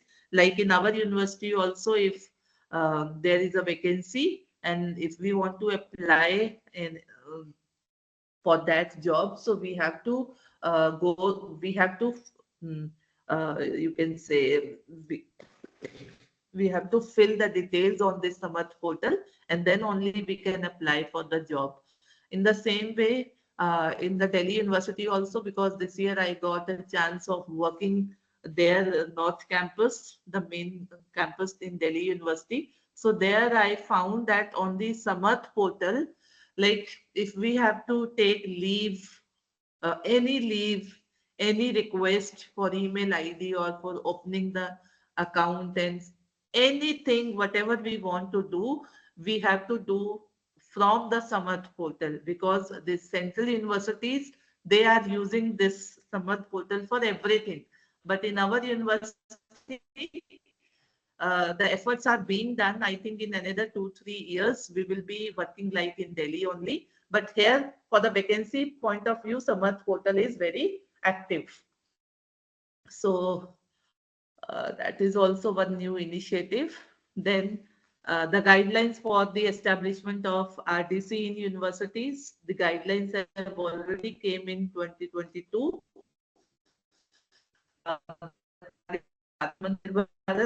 You all know that.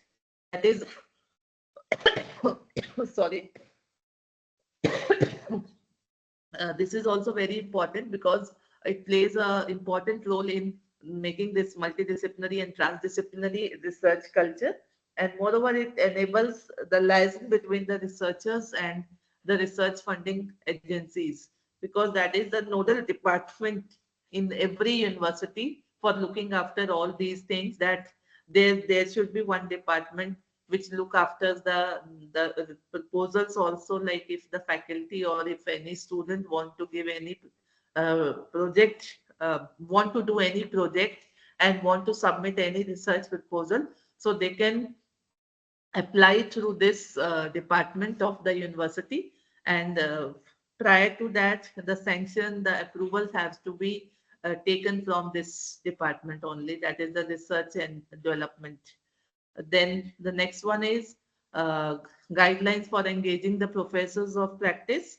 So this is also a new um, initiative, or the, you can say, recommendation in national education policy, that now from 2022 onwards, the universities, they can hire a professor from the industry, and the name for that is the professor of practice. Earlier it was like that, one should be uh, having the PhD degree, one should have the teaching experience.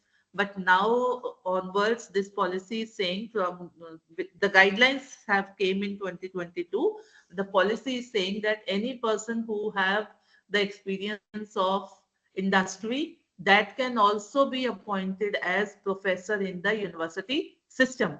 And this is for, you can say, for bringing the industry and the other professional expertise in the academic institution. So for that point of view, this guideline has come into existence. And then this guidelines also help in engaging the developing of course and curriculum, so that we can meet with the demands of industry and the society.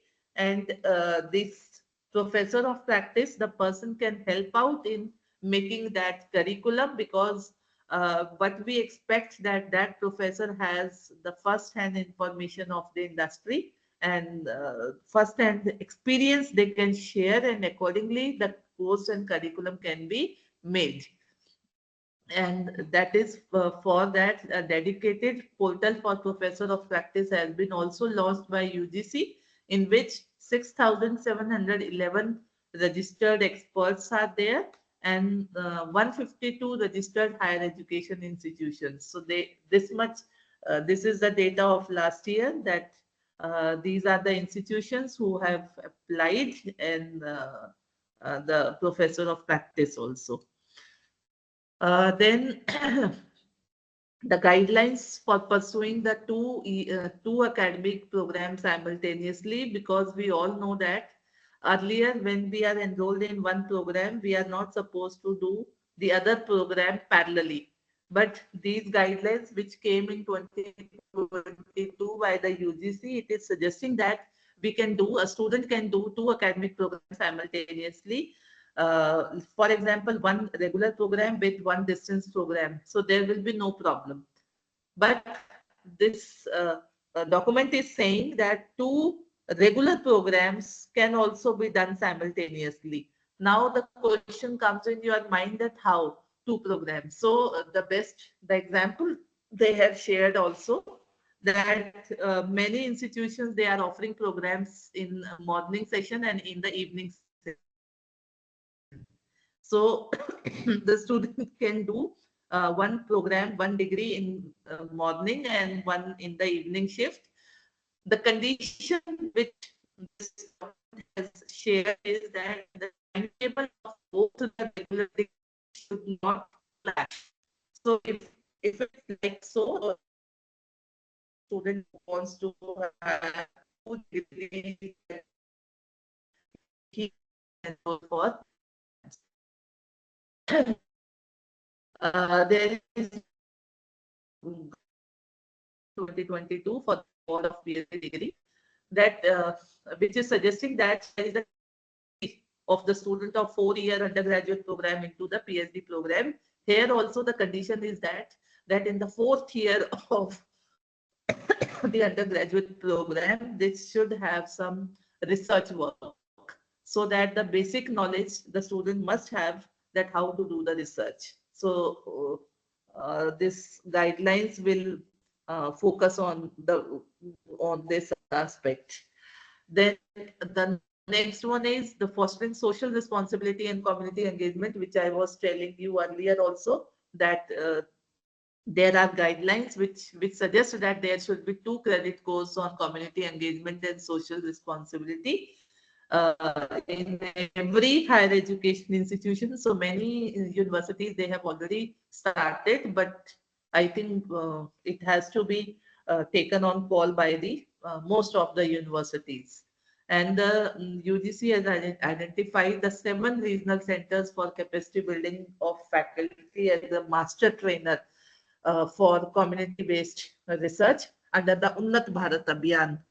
So that is Unnat Bharat Abhiyan is a scheme which is started in the universities, under which there are the master trainers who will assist in this community engagement process. And the next one is the guidelines recommending short-term certificates, integrating them into existing syllabus. So that is also the part of this guidelines, which focus on how to foster the social responsibility and community engagement in the higher education institutions. So the next and important is the guidelines for integrating the Indian knowledge system into the curriculum, which came last year. So this document is also focusing that how we can integrate the Indian knowledge system, which is very much important because we are very rich in our heritage. So how that components can be integrated into the curriculum. So this is prepared by the Indian knowledge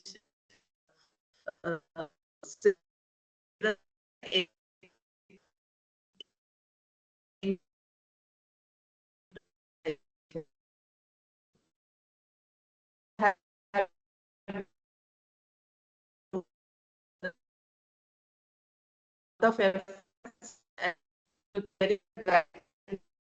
how this Indian knowledge system can be integrated in the engineering programs also.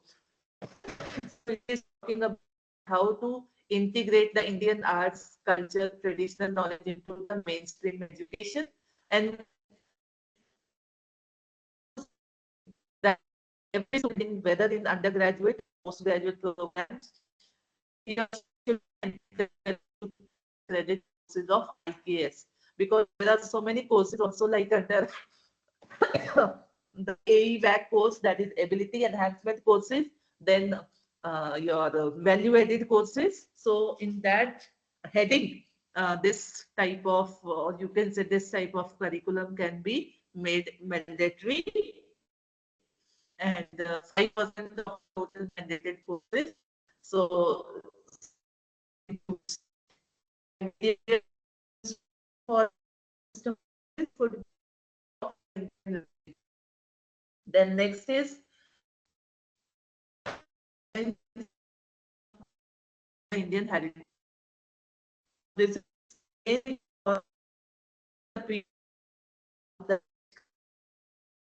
which is very intellectual, and it can offer the short-term courses, the short-term credit courses with the multiple entry and exit. And lastly, you can see from the slide that what kind of areas can be the part of that. That is the universal human values, the Vedic mathematics, the yoga, Ayurveda, Sanskrit, Indian languages, archaeological sites, monuments, heritage of India, Indian literature, Indian sculpture, Indian music, dance, drama, and many more.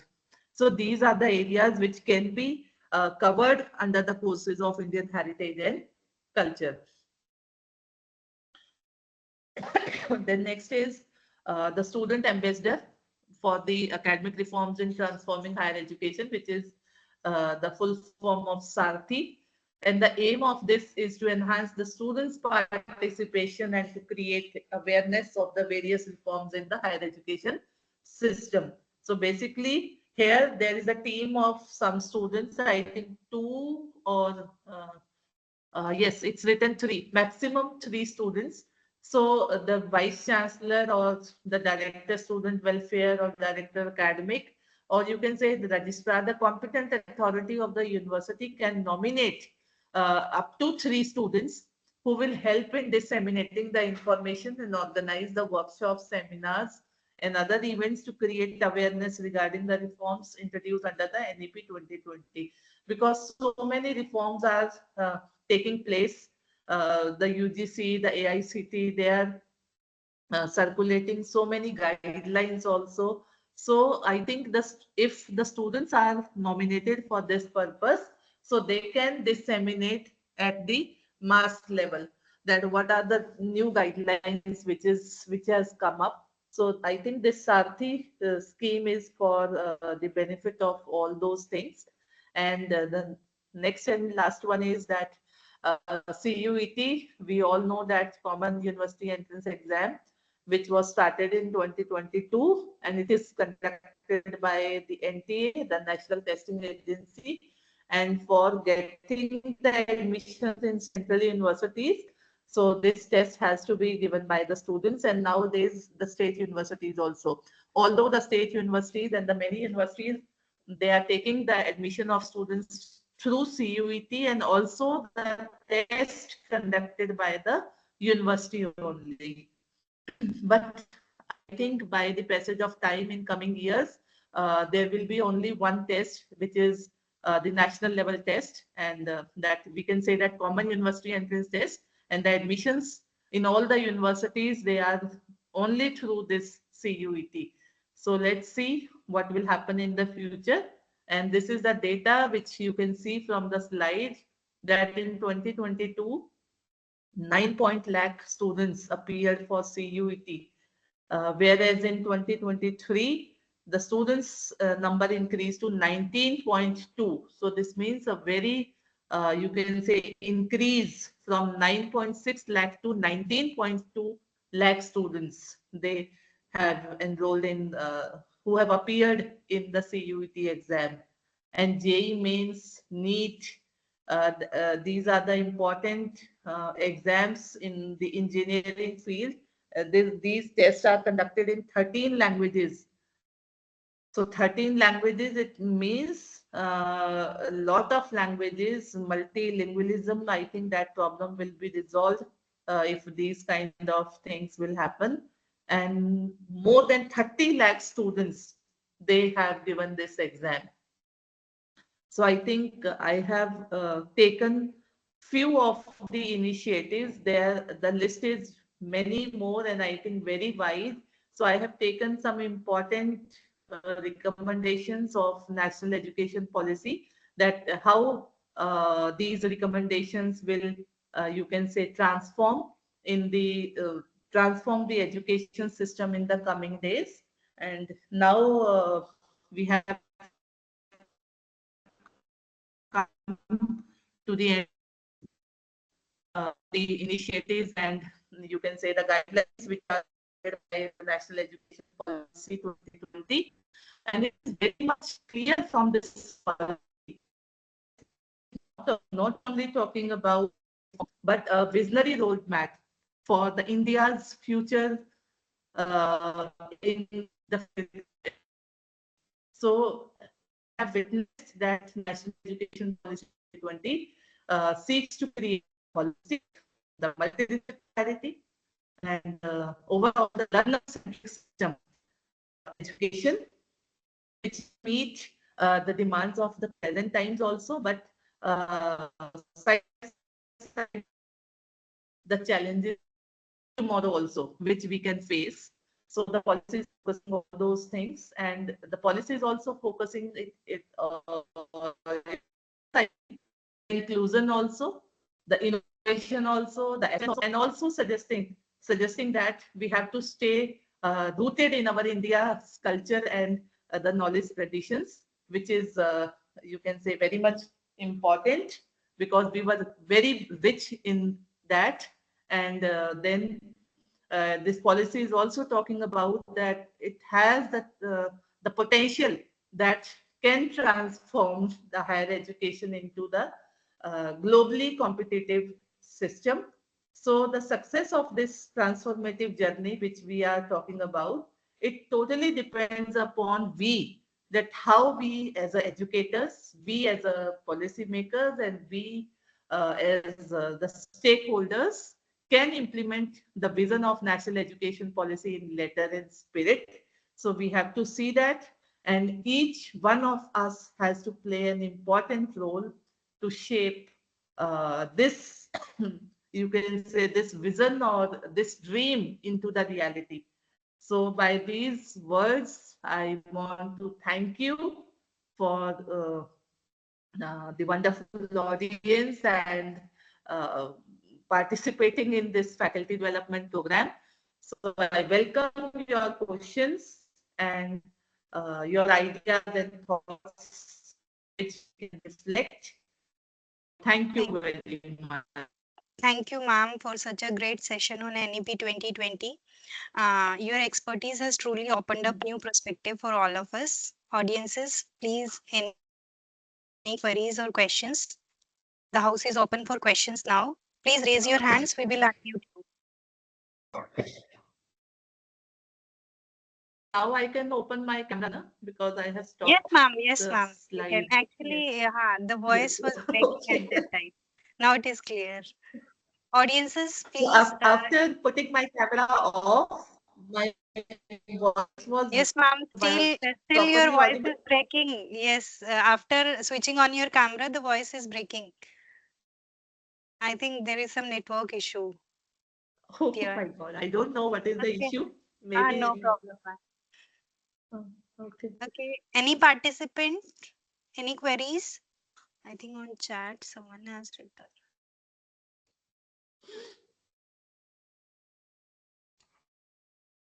Ma'am, one participant has asked, the government of India is launching a nationwide initiative called One Nation, One Subscription to provide free access to research journals. This initiative is expected to launch in January 2025. Can you provide insight on this?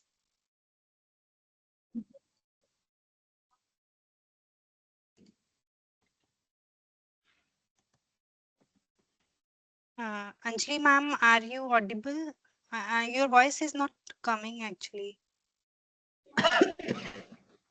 Yes, yes, I can.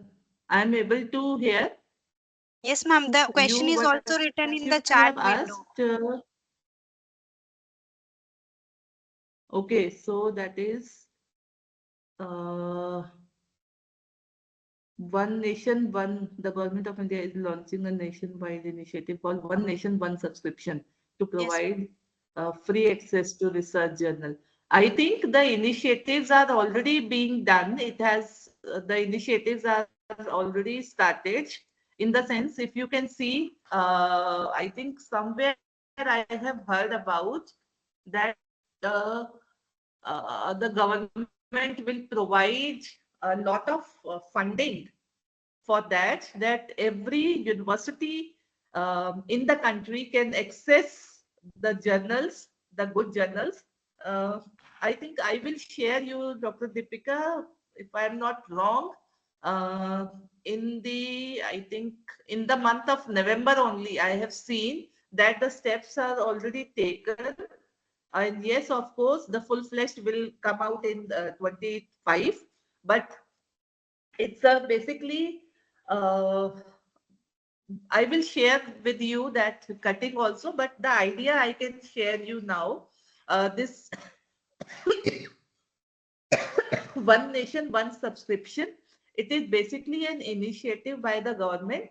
So, for making the universal access that every faculty, every individual from any university or college, they can access and uh, they can access the journals, the books without any individual subscription. So it will promote the global research also, and the government will fund for this process. The government will fund, and I think I'm not able to recall the amount, but of course it is in the crores, and it is for the you can say providing the funding by the subscriptions also, and by removing the financial burden on the individual institutions also. And moreover, uh, of course, the cost efficiency will be there, because if it is a national level subscription, then of course it will reduce the cost, which is compared to individual or the institutional subscription.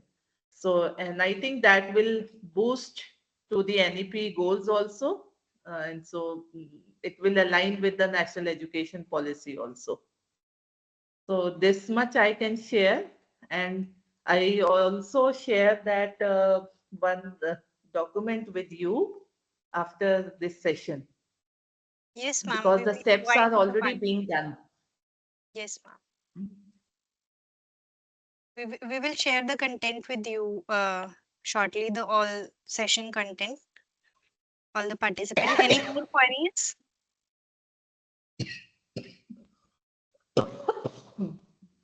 Sorry, because No problem, ma'am. I I think you had are not. no other option left. I was having the session on, I think, 13th. It is already preponed. And from yesterday, my throat is also not well, No problem, ma'am. No because a problem. lot Still, of you stuff have is managed also it there. very well. But I tried my level best Yes, ma'am. to cover the aspects, because Yes, it's ma'am. always better to be on the side that if you have said yes to any program, so at the last moment it is not ethical to say no, that I am not well and I can't take the session.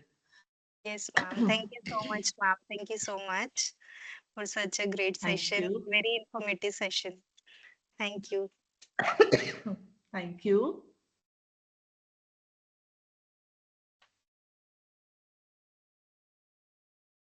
So now I request all the participants, if you can share your insights, if you want to share something with the audience, because we all are learners. We all learn through each other.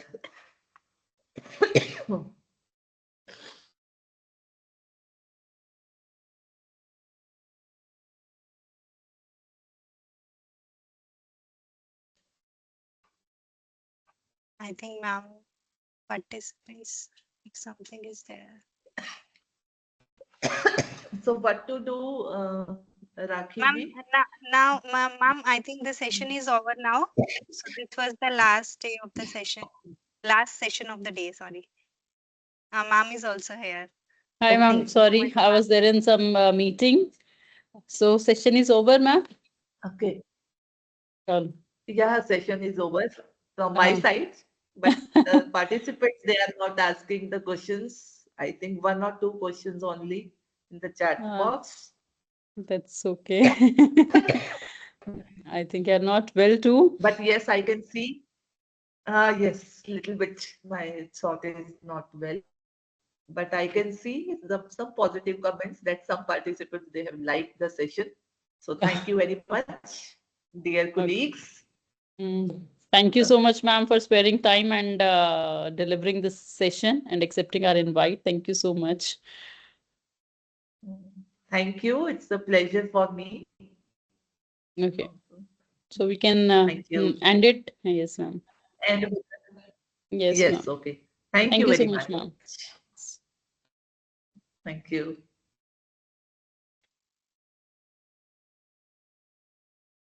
Thank you all the participants.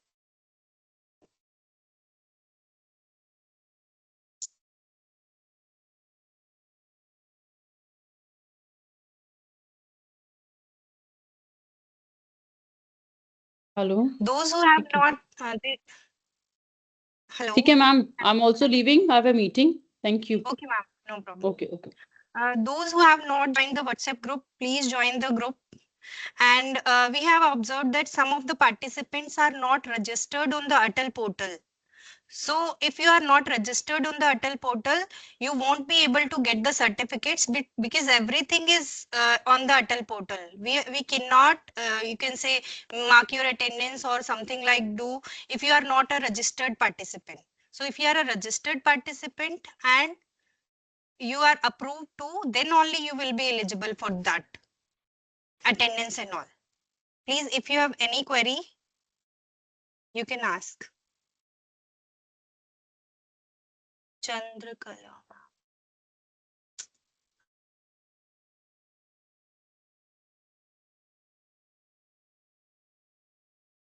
Hello. Yes, ma'am.